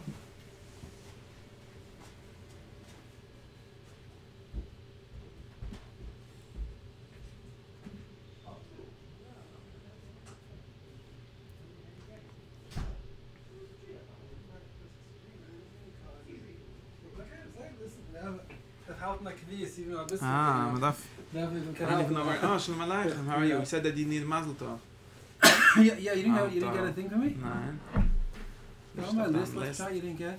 I don't Oh, you know why? Because you're not... I don't have text. I just have you sent me a text. I answer you back with the text, but you're not in my context. I have to put it into my context. Okay, so you missed a little... Still having. He's going to Kiddush here? Yeah, but I live at a house before Westgate. On the central, that's Fataga. Where's the Kiddush? Where would in my house. In your house? Ah, in my house. Yeah, it's little. Should okay. Oh yeah, okay. So the baby was born already Hanukkah, but I couldn't make a Kiddush because it was. Corona. Oh wow. Yeah, it was unbelievable. I guess the first time I got it went out was on Shabbos. Oh wow. Mazel. You feel it? How was this? I got the last 2 days a little better. The modern Sache, that after you get better, you still feel worse. But I hear from everybody the same thing. Yeah? I guess also when you're taking Tylenol, you take even your fever, you have Tylenol, so you feel a bit stomach. And then you stop taking the Tylenol. So I don't know. Anyway, Shem halt om met te lernen, dat ze dan... Ja, kan zijn. Wat? Kan dan te lernen? Kan dan... Nog niet leren. I have to go soon. You're still in the middle of that in. We're talking about, because what's your name? What? Vermelstein. Yeah. Strul, ja, wie dan? Struli. You're Struli, which can... That your Shalmi would say that. It's not we break that cash because we the whole time I really wanted to get to figuring out that's what I want to also because we were talking about last week. Also I took away another table. We have to make furniture best to get another bigger table and have kids there. Last week we're trying to figure out that I think that I never some coughing. I'm not contagious. Oh, you had it already? Nicht mein. Ich kann nicht mein. Yeah, we're busy discussing that the Rambam I think nobody appreciates how radical actually he was. and nicht in Shalas from Chvash Tanya Mitzvahs, but actually in the biggest radical crazy thing that he did was what we call Akshuma, the third Eked, which is more or less the same as the second Eked in his opinion, which is another Kiddush that I have to work out.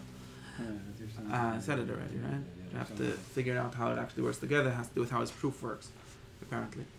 And that basically he comes and last week we discussed this, that basically he comes and he does something like this. The God of the Chimish doesn't exist. Only the God of Aristotle exists, and that's the God of the Chimish. And whoever says otherwise is not Bekoides. That's my very... Who's the God of the Chimish? I don't know, but it's definitely... No, so that was the question that he came and asked today. One minute. That's the question that he came and asked today. That's where we got into that discussion. But this for sure, the Rambam knows this. In other words, the Rambam doesn't deny this. The Rambam doesn't pretend that his God is the God of the Chimish. He says that it's the Sod of the Chimish. But he knows that it doesn't say. Steht nicht the Pshat, nicht the Nigla. He doesn't, in other words, the Rambam, that's what we got. The Rambam doesn't delude himself. He says, the Rambam, if he saw, the Rambam knows that that's not what it says. That's not what Rashi says. Whatever, he doesn't know Rashi, but he knows that that's not how Chazal read. The Rambam is very conscious of the fact that he's turning things over here. He spends a lot of time doing it. When the whole 70 prukim of first 70 prukim of Moeder are basically about convincing you that the Chumash actually doesn't say that what he says, and even in Yisod HaTorah you see him doing it. So he's very in other words, we cannot accept the different people that because the Rambam was so successful in doing what he did, people are very reluctant to understand how crazy radical it was when he did it. At least in his mind it was very radical, and you see him working very hard to convince you that this is true. And he actually said that people disagreed with him and said that he's not because it's because of this, and very few people nowadays believe that, but it's actually in the Ramban's letter.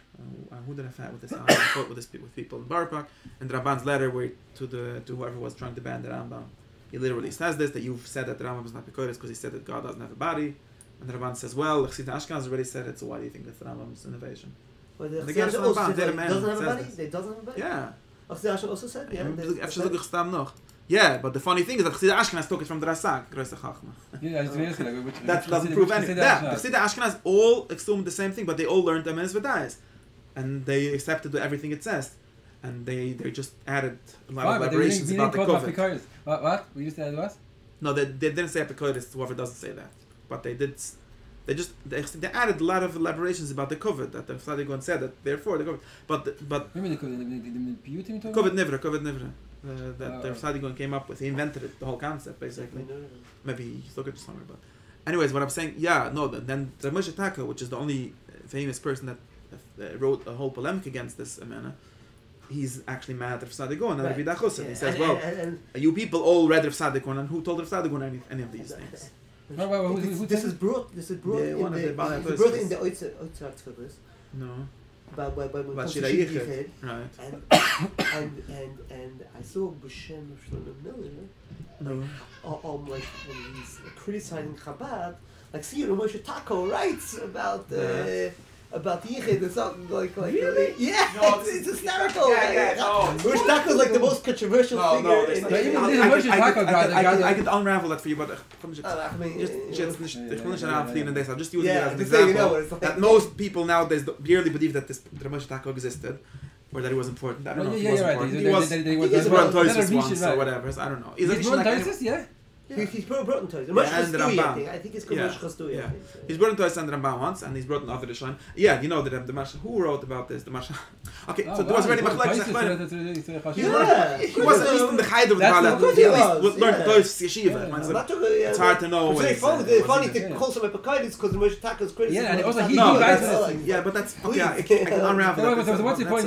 My point is saying something else. But he at least will know that they took everything from Sadagon and criticized them for that. But the point is that I'm just showing you that the Rambam... He criticizes that, he's saying? Moshe Tako says... He has a plan. He says of Sadiq, they took it of Sadiq. Yeah, he literally quotes a bunch of Shtikl Chamenes V'dayis and refutes them. Oh, that's and Cypher Eminence. I saw all the articles. I never saw you have to read it. It's very hard to figure out what he actually means because it's missing some parts and it's...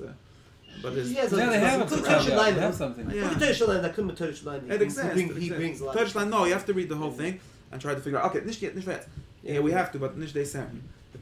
My point being just that the Rambam at least didn't pretend what most Tantika people pretended, and the Mekabulim actually. This is the funniest thing. They all start with God is not a body because the Rambam said, like, seriously, who told the Rambam? The Bnei Shalom, like, why are you so sure of this? It doesn't say in the Chumash. It doesn't say anywhere. They're like, oh, this is for sure. So they have all kinds of truth, but everyone assumes this to be true. And again, besides, even a Moshe Takal more or less assumes it. Doesn't really think that God has a body, but that's another question. But I'm not getting to that. At least in the Rambam's view, this was a huge revolution, and he thought he was ready to fight for it, and he did fight for it. And he said whoever doesn't believe in it is an Apikoiris, when he knew that he's talking about Chirayim V'Shlayim, he didn't pretend that he's talking about someone else. and shine. So, and now the question, the thing that people don't seem to notice usually is what is going on actually here? Why is the Rambam even care about this? Like, well, it's like, what is wrong? I know that. Why you are mean? Like, why you are mean? The Rambam doesn't stop say you are mean for no reason, but the Rambam mean is a real category. It's not even different than a koif. He's not even, the Rambam doesn't call you a koif betoire. Like, it's not. It's different. Even a karui is less than that. Karui just sachkal as machlok is what's the Torah. Even a Christian is less than that. You're worse than he says literally you're worse than Ayod Vedazura.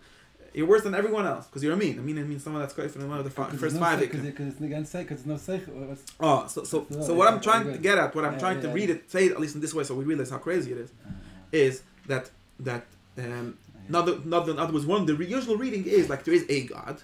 We all agree who the God is. And now the Rambam says if you say something bad about God, that's very bad, and to say that he has a body is bad. That's the basic way I think it gets. You say not shulam, like not shleimus. I don't know why we assume that a body is bad. It's vayasechnish. But let's say whatever body means is bad. You're saying something bad about God. Now everyone said something bad about God. Yeah, sort of, like something like that. It's chisis kavod. It's bad. It's a zilzal. Okay, and what's wrong with that? It's not nice. I'm saying the Rav Taka says it's a mistake. It's not. Lamaster, what it seems to be actually happened. The Rambam would never agree with that. The Rambam knows that there's a lot of nice things, not nice things, and nice things to be said about God. He never says that whoever says something not nice about God is not because. That's not how it works. You don't become a because. Maybe it's bad. Maybe you're shy. It's maybe a lot of things. But why you mean? Why you worse than Oved Zura? He says this in the something. He talks about this. But what it seems to be happening more or less is something like the Rambam understands that there is a concept of God, right? A concept of God. A God.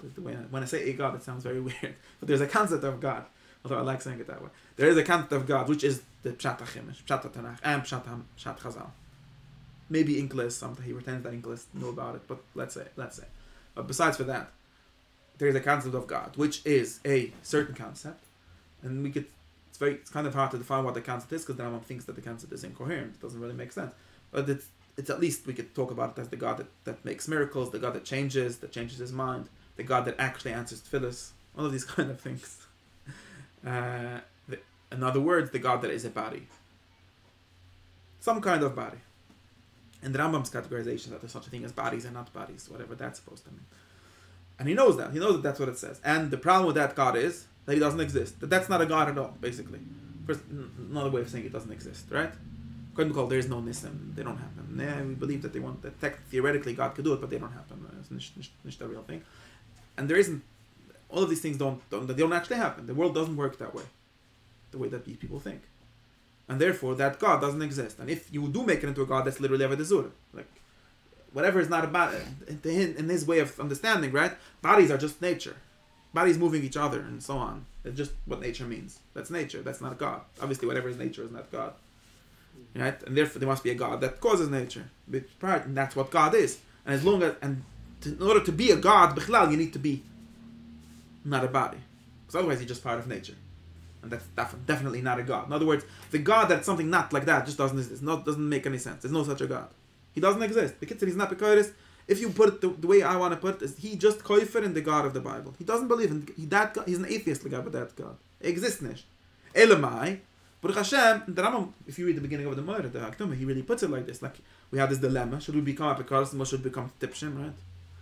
The Rambam is saying the dilemma. And the answer is he should not become any of them. You should become a smart mama, which is what's a smart mama. And a smart mama, as someone says, he's apikaris. This is actually what it says in the Torah, right?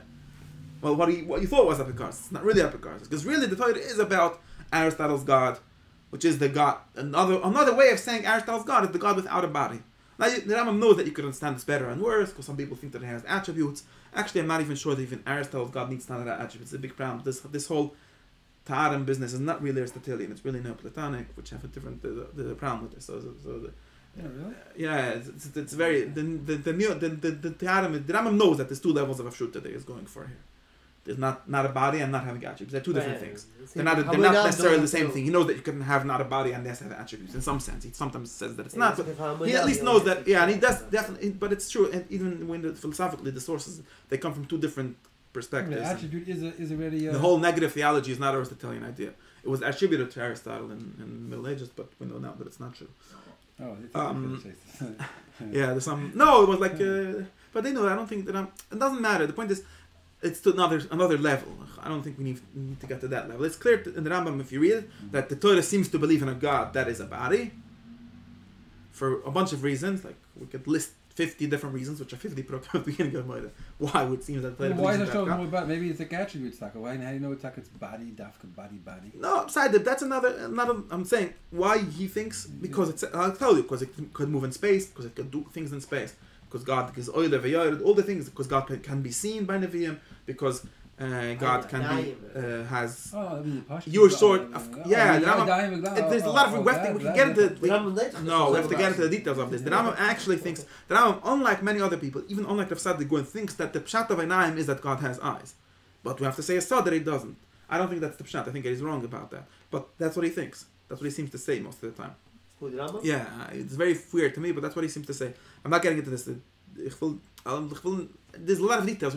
There's literally 50 Perukim of Moed that talk about this, or maybe a little less, but we have to get into each one of them. There's a Shia Moed Tuesday, supposedly, that we're up to Peirik Aleph, so. Tuesday. Right. Tuesday, I say Shia in Hebrew, in the internet, Zoom, yeah. Why is this if you come? What time do you say it? I think 2 o'clock. Oh, no, not that. What's on the noon? 2 o'clock. 2 o'clock. I have to kick on the link. 2 o'clock. But it's gonna take a long time. It's gonna take a very long time to figure it out over there. I'm just saying that's a very. But the Klal Dover seems to be very obvious that the Rambam understands that there is a God of the Bible and that God just doesn't exist. Therefore, if you have any sign that you can't believe in it, and therefore, but there is another God, which is Aristotle's God, literally the God of this book, you know.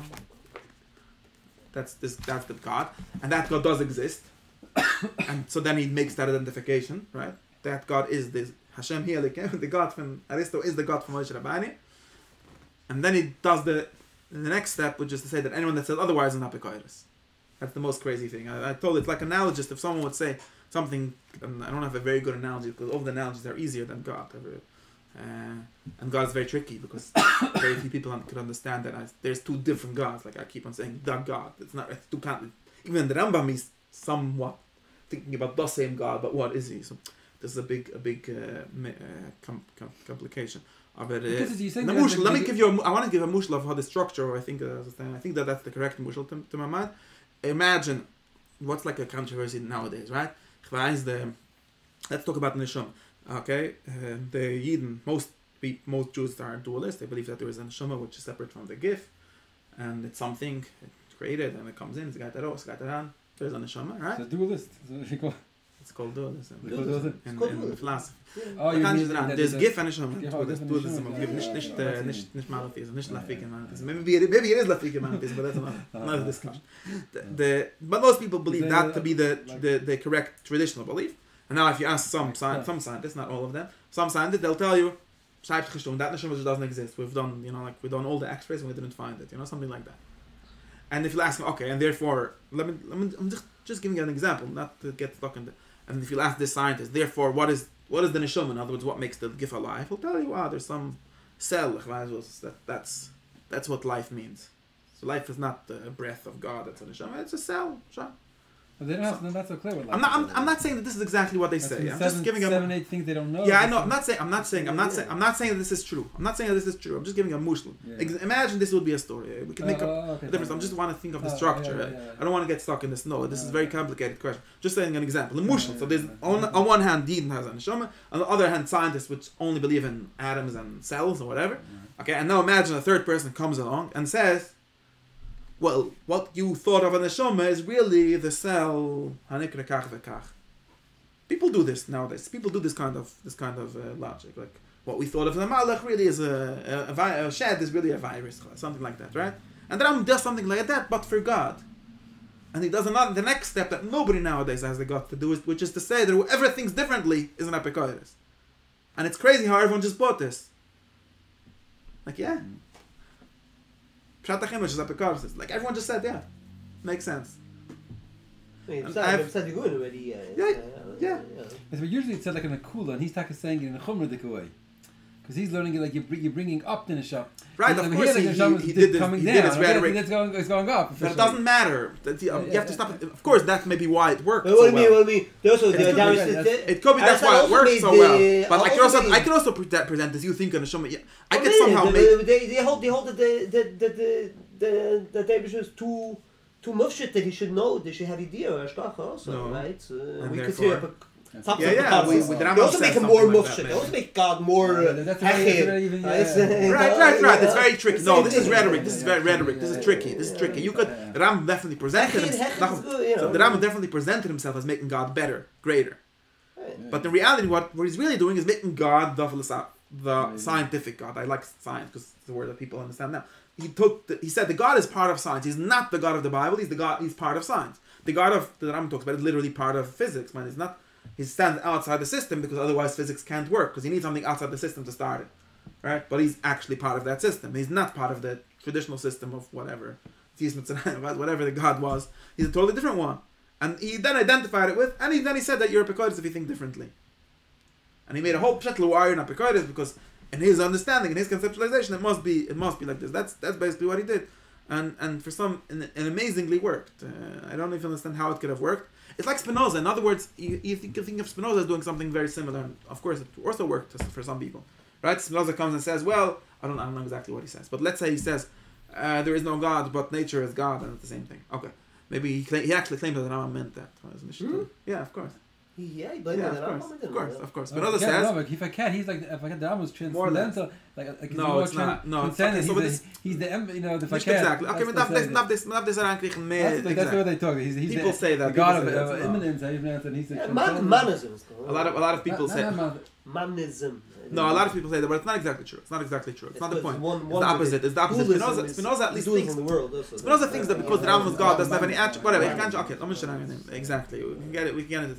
But the point is, let's say, okay, sorry, that's what the Rambam just like thinking. I don't know if it's true. Some of the things that they Spinoza to Chassidus on it. Sometimes is klar, was steht nicht Spinoza. Yeah, I don't think that's true.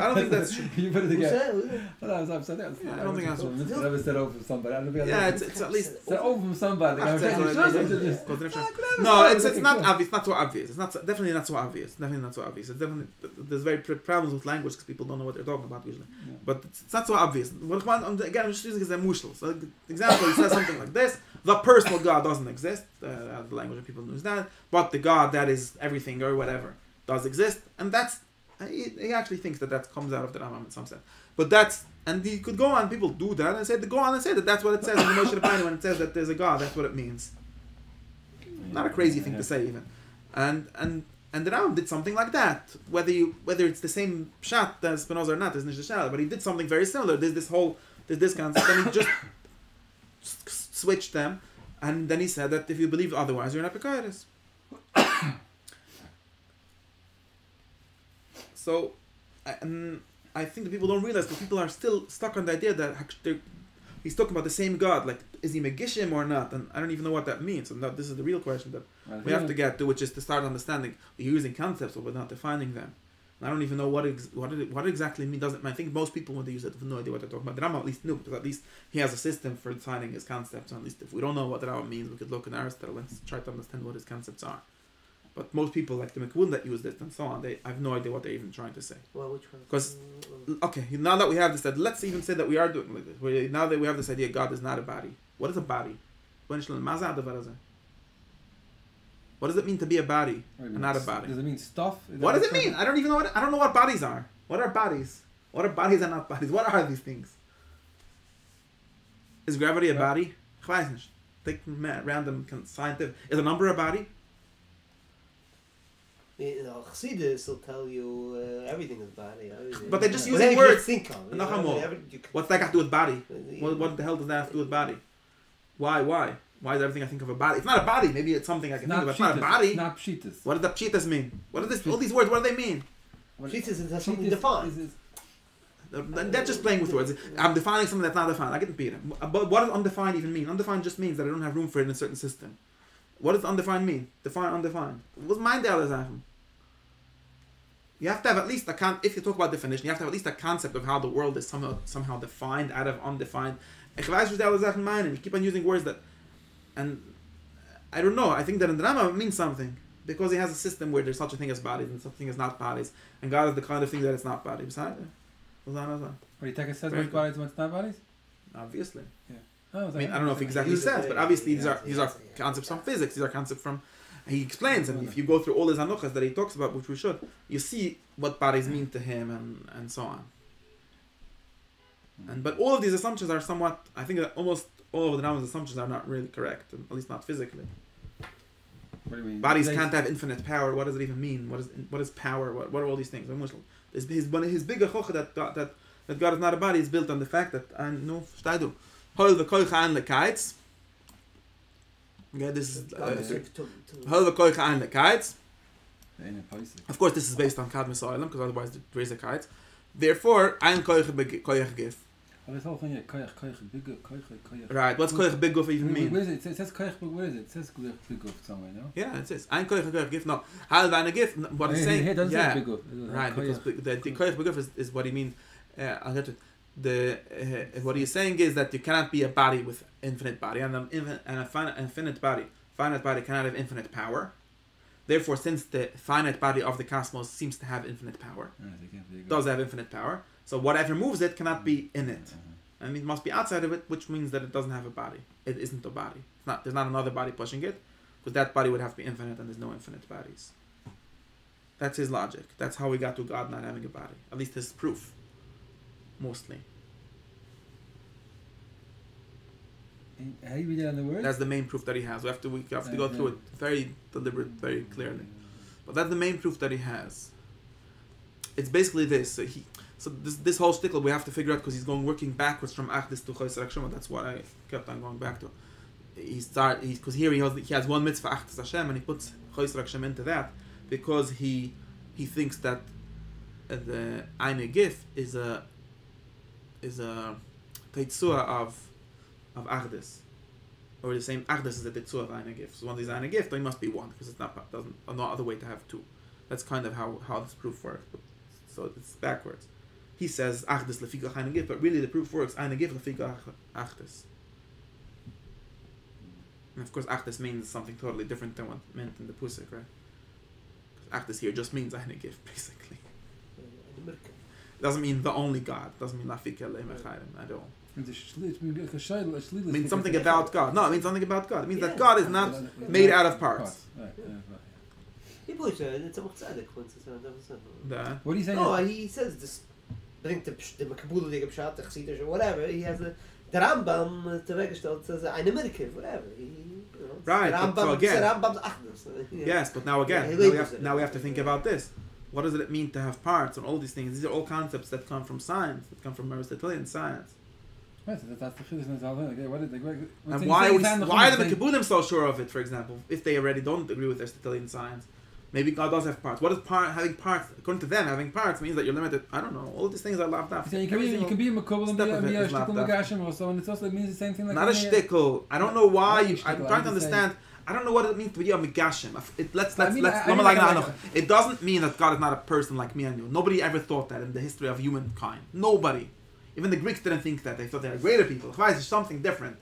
Somehow more magical. Nobody thought that it was a person. The Rambam pretends that some people thought that. Nobody ever thought that. That's not the question. Besides that, I don't know what would be wrong with that, but nobody really thought that. Because obviously, he's at least more powerful than you. At least that. I don't know about infinite power. This already gets us into loops. But he's at least more powerful than you. He at least could be in like two places at once. Nobody really thinks that God can't be in two places at once. I don't think anyone. The Rambam uses this as a proof as Eine Gif, but it just proves that he's magic. I don't know. It doesn't prove that he's not a body. What is the concept of body? Like he has this whole concept of body means something that is limited by space, and that maybe he's a very big body and he can be all over at the same time. So the Rambam doesn't make sense because if the whole concept technically doesn't work out somehow. We have to figure out exactly how. but and I'm still I'm still not like going into the technical details of everything. But I don't know. Theoretically, it could be like he's something that's just all that takes up whatever is. Yeah. I'm just saying, Lemushal, the Rambam says, because it says in the Pusik that God is Allah is in two places at once, and a body can be in two places at once. Well, a body obviously could be in two places at once. It's very big. What? Yeah, but to the Rambam that would be different parts of the same body. Besides it, there's those definitions that he's so sure of, but nobody's nowadays is asked, at least not in this way. I don't know, what is a force? Is a force a body? This is one of the big machloikis in that the modern physics has with Aristotelian physics. They don't believe in bodies so much. The Mushlim, if you think about physics, is the big thing. Today, what's his name? I had his name. What's his name? That he, Philadelphia.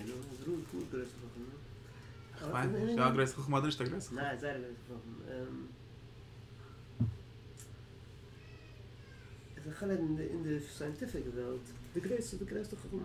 The greatest Chacham? No, the greatest Chacham. No. I don't know who's the greatest Chacham. No. The kids know, what does he say? That what? No, he's saying that today we were talking wow. What bodies mean? A different knowledge. He's talking materialism. What matter means? Yeah, I know. Who's it? What's I it? don't know. Of course, matter. Nobody knows what matter means. Greatest Chacham, Ich weiß nicht. Was sagt greatest Chacham? No. You're like, you don't have to just tell me who it is. What's his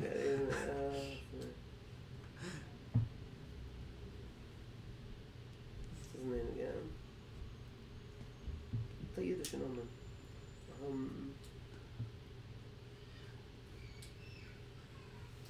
What's he trying to say that no, I'm just saying, he says that we don't have this whole difference. No, I'm just saying. We don't know anymore. We don't know what's materialistic just a very and what's not. Broad we don't know any. We don't have this whole chiluk today. We don't know the no, so therefore, I don't find anyone saying therefore God is a body. Or therefore God is a force. Maybe there's people that say that. Ich weiß nicht. No, they're saying theoretically. I think that what happened nowadays, let me tell you one second. What happened nowadays that since people took the Rambam what happened to the modern people? Noam Chomsky. Chomsky sagt das? Ja, Weiß Chomsky. I don't know about that. Okay, es halt sich sicher. Yeah, okay, sure. That's not a good big, not very hard. No, I don't know any modern theologian actually seriously trying to say that God is a body. Because it is but I think that someone should, because all these guys are the Rambam's proof and the Rambam's ideas are because they're all based on Aristotelian, but they all go on saying that God is not a body. Why? Just by Minna Pshita. This whole Minna Pshita was based on philosophy. Because Aquinas said, what do they think? What kind of body? What do you mean? Whatever they thought before. No, I don't. Whatever they thought before. Whatever the same thing. What's before? I don't know. Maybe. I think they didn't have this. One second. Maybe a literal body. Maybe a literal body. Like could be okay. Maybe just like a person. I don't know. Okay, so then maybe I'm God. Well, you're probably not God because you don't seem to have any power. Well, so you need definition. So today you won't be the definition of God. Well, what is God for? No, but you're super passionate. I'm not God, right? So let's go back to the question. So obviously, God doesn't look like me. 1 minute. Let's go back to the question. What is God for? Because what is the proof? In other words, what is God for? Right? Is God for being the cause of the first cause? Okay. Can't that be a body? I don't know if it can't be a body. What's a body? What do you mean by body? Well, I don't know. I don't know. It can't be something like me and you, right? 1 second. The first cause argument. Right? Because I can't even win a boxer. I mean, okay, so it's probably not you. So he has to have a lot of power. No, he only has to actually have one power. 1 second. Doesn't actually have to have all the power. See, this is a religious idea. Philosophically, he only has to have enough power to start the ball rolling, right? So the Big Bang has to have something. Guys that we know can't do this. If we do cosmology, right? Who's the guys that we know can't do it. No, so he's the kind of guy that can do. So you know what? I have a definition. He's the kind of guy that can do the Big Bang. That's an amazing thing. Come on, nobody else can do it. So you're saying, so how does such a being look? I mean, who cares? I don't know how it looks. It's actually totally irrelevant how it looks. I don't know how it looks, but I also don't know that he's not a body or that he's simple or any of these things. I don't know any of those things. We only know those things because of their Aristotelian physics. We don't know any of those things. We don't know. He might as well be a guy in shorts. I don't know. He's probably not because he's not the kind of guy that we can maybe say that he's probably not the kind of thing that I know. like Yediyas Hashlila kind of thing, but that's not what the Rambam means when he says Yediyas Hashlila, that who knows? Yeah, just think, well, Some so scientists, like crazy scientists, said, well, okay, so how did life get started on Earth? Maybe a space, this, maybe a spaceship came with seeds. Okay, that's a god for that purpose, right? You don't need more. In other words, what I'm saying is, let's say we have a problem, how did life start? Because nobody understands how it started. Then we say, and some person came up with a theory, which of course doesn't answer anything, because it just puts back the question, right? Right. But we could answer that question by calling that person a god. Well, And then we say, God could do yesh ma'an, basically, right? That's what another requirement for God. God has to be able to do things from nothing, right? That's on the very job requirement. God, looking for a God, must be able to create things from nothing. Very basic requirement. Must be able to start causes when there's no causes existing. You can't do it, so you're not a good candidate. But he can do it. What does that do with being a body? What do you need? What do you need to be that? Yeah. What do you need to be that? I don't know. I think I have no idea. Honestly have no idea because I don't know how to do that. If I would know how to do that, I would be the God. I don't know. I would at least be God's shamish or something. I have no idea. Nobody knows. And according to Rambam, it has nothing to do with the definition of it. That he's able to start. Yeah, because according to the Rambam, in order to start, actually, in order to sustain maybe, but in order to sustain the Galgalim turning, you have to have infinite power, and you cannot have infinite power if you're a body. Therefore, you're not a body. That's the Rambam's logic. The body part. So this you have to be chadash. You can be chadash yesh ma'ayin. The Rambam, you have to. And Rambam doesn't really talk about yesh ma'ayin because he's going even a little bit of mandom and yesh ma'ayin. Or at least so we're just making this thing for today's. I'm just saying, let's say we do want yesh ma'ayin, so we need that. But it's still, I don't know, it's not all all these ideas. All these halachas, they're either, so some of them come from tradition, like the Torah seems to say that God is very powerful, so he must, okay, fine. Or things like that. But the philosophical ones, like simplicity, all these things, I don't know where they come from, according to modern. Why does it need to be simple? I don't know. I think they do. I'm sure someone wrote it. Here's a book that what you need, what a Jews for, you need, what is God for? Yeah, exactly. I'm getting random. What are the, I don't know, I'm sure someone has written it, but all these große Handtag Oibachom that I know, they all seem to assume that I'm a man of shit, right? Because you're the one that told me that the Rambam's not correct because he's just Aristotle and we don't believe in Aristotle anymore, so. You could do physics. You could say that God is whatever power. We don't really know. I don't understand, modern these deep physics. But like maybe God is just the force that pushes the other. I don't know, whatever, something like that. Maybe that's what we mean by God. Dark matter. I don't know. Just saying words. Maybe that's God. Is that matter? I don't even know if that's not a body. It's not a body in the Aristotelian sense. It doesn't take up space. Well, space doesn't exist anyway. So, we have all these concepts that just meaningless in how we actually think. No, the Lubavitch is so. They keep on saying, if there's this, then you say that God changes. Okay, and what's wrong with God changing? Oh, because then there's multiplicity. Then God is there's two gods. According to your theory of change, nobody believes that theory of change anymore. What is Lubavitch? What do you Lubavitch saying? They all keep on talking about then God would have changed, right? That. Where do you get the idea that God can't change? Because according to Aristotle, change is nature, and God has to be before that. He has to start all the changes, right? So it can't be something that changes by himself. And then the theologian said, so this is what we mean by Shem Echad. This is already a next level, right? So I think that this I have to research more. It looks like the first Frime guy that thought that to connect the Aristotelian God to the religious God founded an Achdus, because he said the true one, right? He said that one is unchanging, because if he would be changing, it would be two. Therefore, God doesn't change. Okay, it all makes sense in the system where it changes what everything is. And God is the thing that's before everything, so it doesn't change. Maybe God could change. I don't even know what it means to change. What does it mean to change?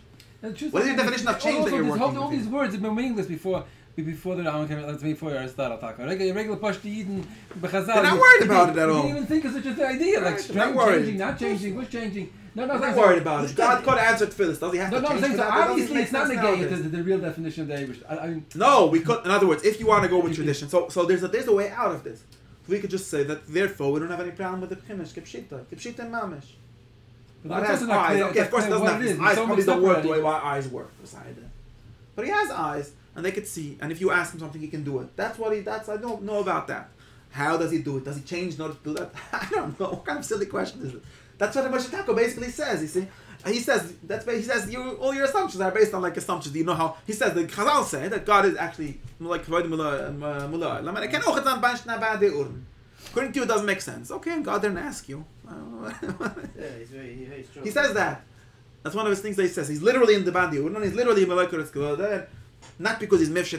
I don't know. Who told you that he's Mifshit? Who told you any of these things? I know this, that he can do both of these things, because that's what it says in the Chemesh. How could he do both of these things? I don't know. I could give you physical theories of how he can do both of those things. Ask the quantum physicists, physics people. They have very simple ways of explaining these kind of things.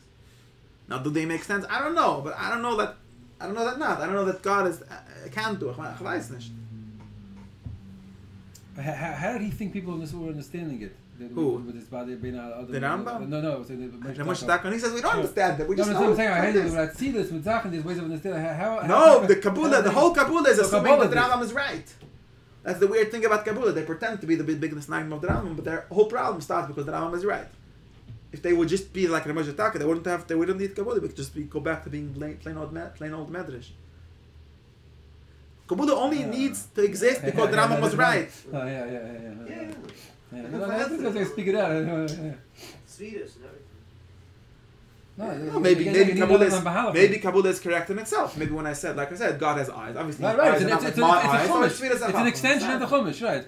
That kind of Kabbalah could be true, even according to me. But then we don't have to have the whole problem. The Kabbalah keep on saying these funny things, like even Atzilus doesn't have a body. I don't even know why they're not there, because it's part of God. It's not.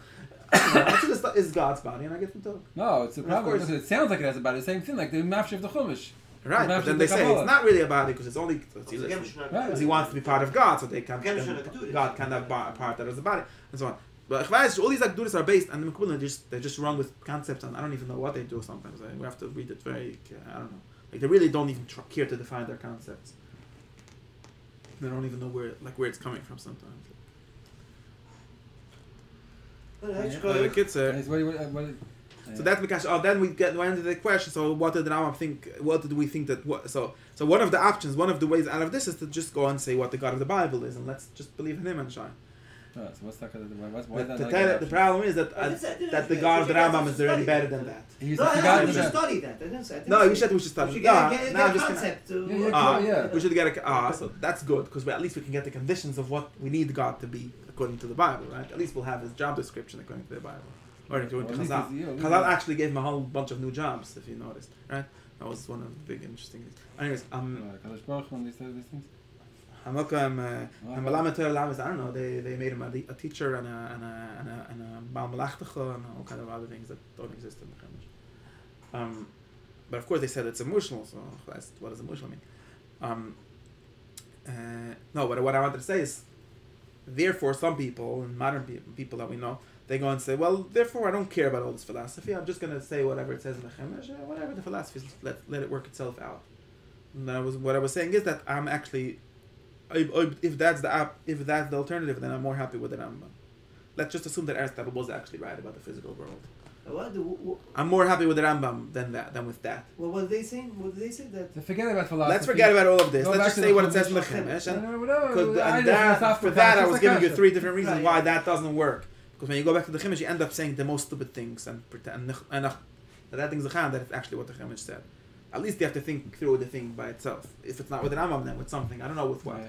And at least for that, the Rambam was more honest because he at least knows that the Chumash doesn't say what he says, and he says what he says is the Sod.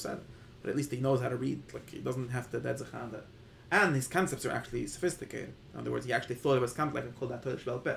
Because people that do only Torah Shvel they end up with very simplistic concepts. Because Torah Shvel doesn't have complex concepts. It's not for that. Like just like in Halacha, if you'll say, Shabbos is just what it says in the Torah, so you end up with a very simplistic understanding. And Halacha is, forget about the question if like he was talking about if we should have such detailed Halacha or not. It's definitely more complex. It's definitely need to be smarter to understand Hilchos Shabbos and understand whatever it says in the Chumash about Shabbos, which is nothing.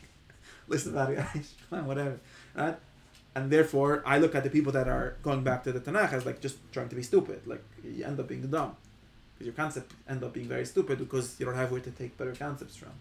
So at least the Rambam had where to take concepts from, and he thought of that himself. And then he said, "Okay, it says also in the Chumash, or also in the Gemara, and so on." And and then the third thing that I was in the middle of saying was that these people they seem to assume that they learned a lot too much from Hashmutas HaChumash. Like the Chazon Ish said, you can't learn anything from Hashmutas Rambam because maybe he was going to write it next week. The Chumash can't say that. Of course you could say that. Why?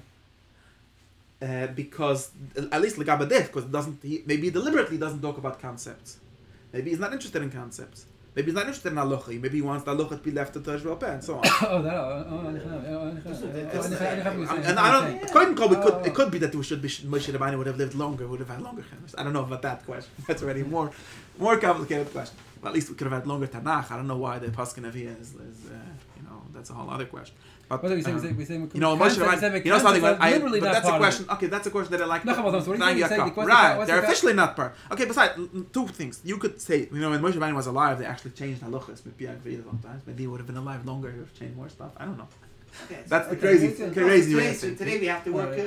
But we have to prepare anyways. We don't need this really. Yeah. But for sure, things that the Chumash doesn't talk about. I was starting to say about halacha, right? Some people say, so we have the shaila of Chavayas Corona. What is the level of risk that halacha accepts, or something like that? Now, I tell you that there's not even one Mishnah, or one Gemara, or one Rishon, and also not even one Achon, but that's already debatable, that defines what Sakuna is. Until last week, until Ushavais wrote a chief about it, it wasn't. So now, therefore, what do I say? Therefore, I don't know. First, figure out what you think a Sakuna should be, and then we'll find them a card for it, because we like finding cards for thing. So what do some people do? They found some gematria ergets, and I call it a gematria because it's that level of proof, and from that they're going to extrapolate the whole idea of what risk should be, because we have to go with the source, but there's just no source. You're assuming that if the Torah that the Gemara has to include everything, therefore we could learn like gag al gag from some diak shal gab diak, take out a whole shuttle from that. I don't think that's actually how it works. What you should do is define it what you want it to be. And then, if I'll have a kasha from a Gemara, it's probably not even kasha, because they don't ask the question. Why didn't they ask the question? That's a good question. How would they have thought? We could try to figure out what they would have thought, but they definitely didn't talk about it. It just doesn't exist. Like the Rambam called it Saluchas Pliyas, learn about it, that's the Rambam's language, right? So the Moshe Rabbeinu didn't talk about every question. Could we make a Dimi Muslim? Of course we could. But you can't tell me that me thinking by himself is crazy, because you have to find the shachste source that maybe Afshe B'derich Doichik Gudel is the Raya, and then say that if I don't base everything on that, no, you're basing everything on that, you're armed up with an upside down way of thinking.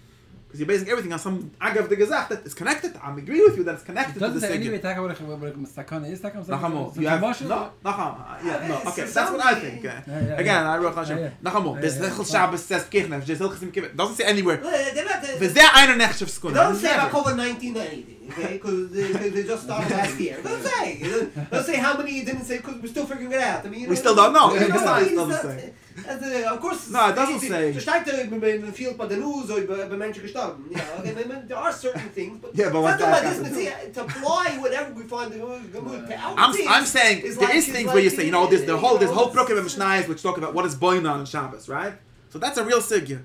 Boina, Parik Boina defines what binyan is, right? Of course, not these binyan are different, but at least we have somewhere to take. To do Hilchos David. Hilchos David. Hilchos David. It's what the guy has to tell me. To provide it to me. What are you talking about? No, it's mistaken. The drama Mul Chazal as it is. No, there's not even that. There's not even that.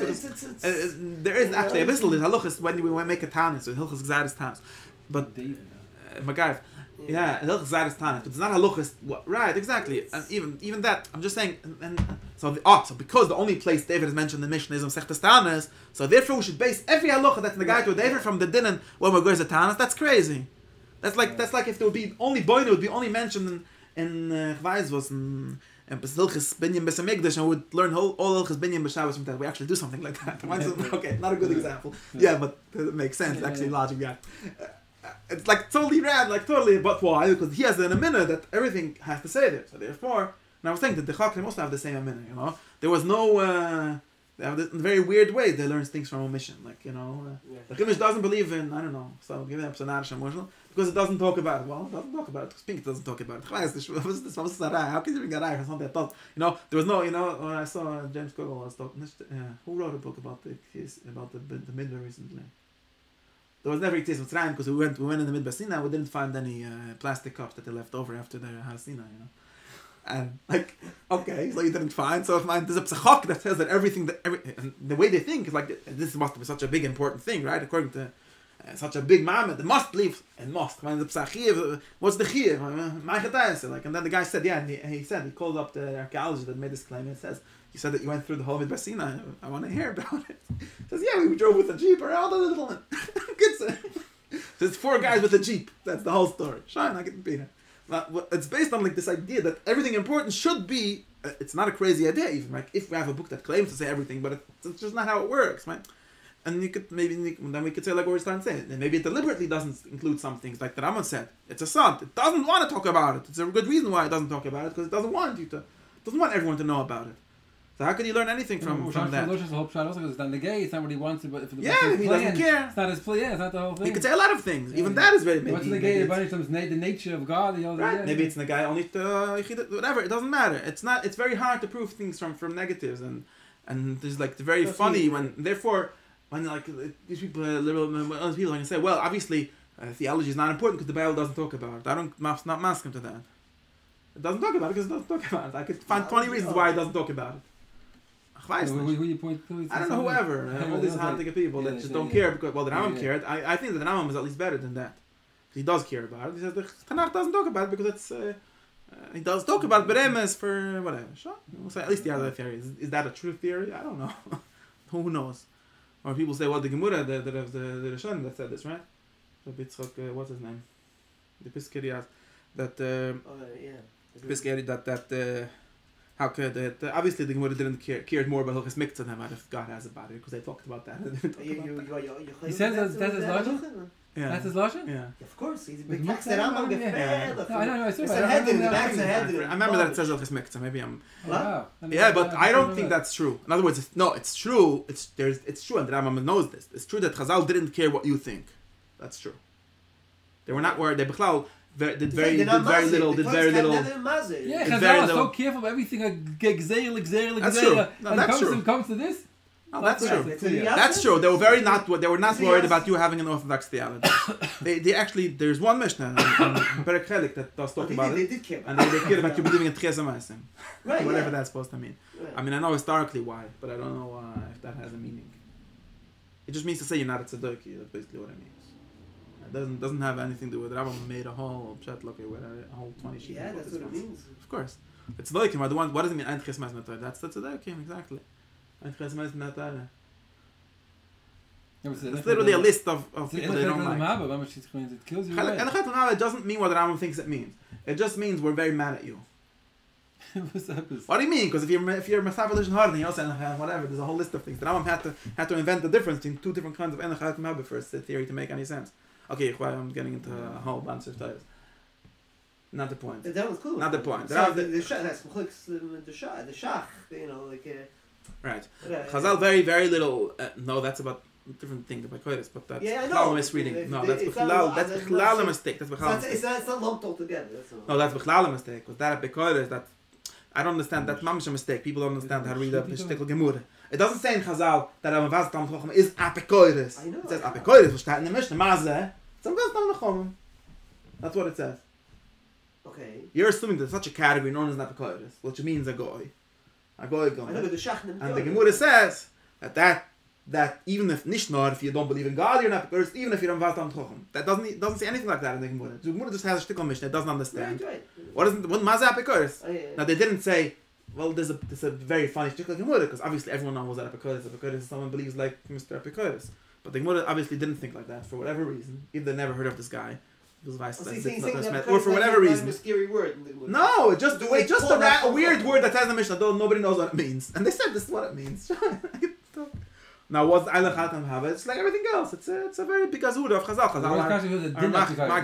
They knew who he was. What are you calling him by that name? Right, there's no din apikoides in Chazal. There's no din. It doesn't say somewhere else. V'chol apikoides, shchitus yayin nes, whatever. All these kind of things actually doesn't say anywhere. But not even getting to that. But it's something that the Rashba made up. But Rashba?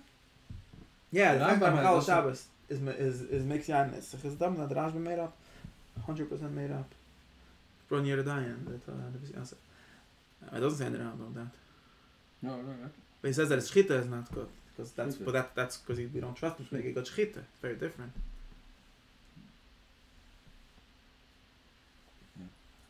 Okay. Anyways, the Kitzur Inyan is but I've tried very seriously how the Rambam made us all believe that God doesn't have a body. And he even convinced us that it's actually what it says somewhere. And I understand why, because like you said, he presented it as making God greater. And I don't know why. I don't even know what's wrong with having a body that's greater. I don't know. I know that he has nariches, but that's all based on a certain conceptualization of things. I don't even know what body means according to any technical modern definition. I don't know what it means to be a body. Man's a body.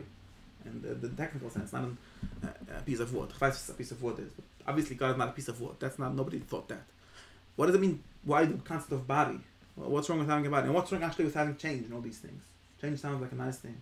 Why is it action that costs sich nicht? I could make it sound very bad. It sounds like it's like also dull. It's very dull. No, I could make it sound bad. This unchanging, simple God. He's stupid. Simple means stupid, right? Someone told me that he has in mind like I've just complicated. Yeah. I was stupid. I don't know. This is all just words that you can make it. You could spin it however you want. But the Rambam meant something because to him this is all coming out of a certain system. Yeah, the Shleimus But have something good. But to stop saying Shleimus means to not, I don't know, to never change that Shleimus. I have no idea. Maybe to continuously change that Shleimus. I think the Zohar says things like this sometimes. But of course, it means it's Levisha and whatever. But beside it. And then we have to actually figure out if it's true what I'm saying. Why nobody actually says that according to modern science you should believe in a personal God. It's pink fakir. But I know why, because they're just atheists. So this is the third step that I didn't talk about. What happens in the modern times is that most people are basically atheists. They don't really believe that God is needed for anything. This starts with Kant and people like him. And therefore they like very much the Rambam's radical transcendence of God, because it makes God irrelevant. That's why you have all the modern Orthodox people very into God being transcendent. Because God being transcendent basically means that this world doesn't have God. And there's no real God. Because God doesn't actually do anything. Because the Rambam said that God is beyond everything. So therefore he's irrelevant. Therefore we could basically live like atheists. And yeah, we're religious for whatever reason. It doesn't really mean anything. And therefore they connected this whole Hafshuta to that. And that's why the people that I would have wanted to say that God does have a body, because we don't believe in Aristotle, they don't want God to exist at all. So they like a God that had a body, at least he exists less, you know. The Rambam was the opposite. Because to the Rambam, that means existing more. Yeah. He's very into that. But to them, in the reality, it means that's why the modern people are very interested in God's transcendence. It basically means God doesn't exist. Yeah.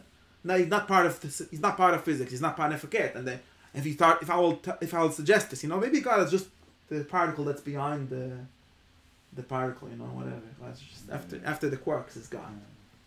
What's wrong with that? I'll say, hey, what do you mean you're Megashim? Okay. That's the problem with Akshama. You have a problem with God actually existing. That's a different kind of problem. And of course, if we make such a kind of God, we have to think what's the implications of that. Okay, and therefore, what does it mean? These are questions that the Kabbalah are worried about. Okay, if God is the first particle, then what does it mean to worship Him? Okay, maybe it means to learn physics. That was what the Rambam would be quite happy with that idea.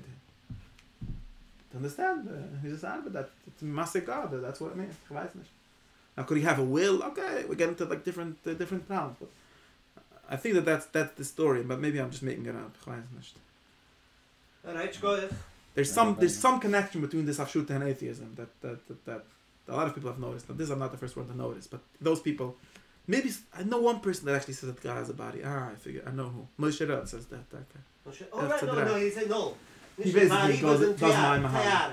He basically tries to minimize the what's made because he loves he's the NSA. He likes Smith. What? He likes the mythology. No, he's not an atheist. No, right. He's the opposite. He would want to have a lot of gods. I mean, right. No, he's like Nebuch, he only has one, so he has to. Yeah, he writes it. I'm making it up. He writes that. He's like it's like. That's by Negan and Norma Times. No, he's stuck at the guy. He's the guy that does this mahalach. But I don't think that he either. He wrote a series of articles on this. I have his book also. I think I bought it once, but I never read it. No, he has a book. Yahadut Fantastic, something like that. Yeah, Fantasia Yahadut. He's into mythology. And he but I don't think he does this mahalach where he explains that the Rambam's Hafshuta is just based on Aristotle's physics and therefore. He's mostly productive about the second point, at least the atheism. Yeah, that I know. That's saying that God is not a body, basically saying in the end that it doesn't exist. Or not relevant, or something like that. And the Ralbag, that part he's talking about. The thing that they had time in the Ralbag was also with this that he has Tayayim, no? I don't know. He has Tayayim? She's not the Ralbag with morals, the ganze Sache. What's the morals big time in the Ralbag? No, the moral is The the moral moral, I has don't know. some It's kind of different. Teuer or something. It could be that the moral in the end wants something like me. I don't know. Weiß nicht. Dann ist das Oh, so when is this Hey, be let's see your bank account. What are you doing? a Raj? Hallo. Was? Let me see your bank account. Ah, die kannst du sehen? Ja. Sean, kick nicht. Du wirst es sehen, don't worry. It's not What the do you mean? What do you mean? You probably got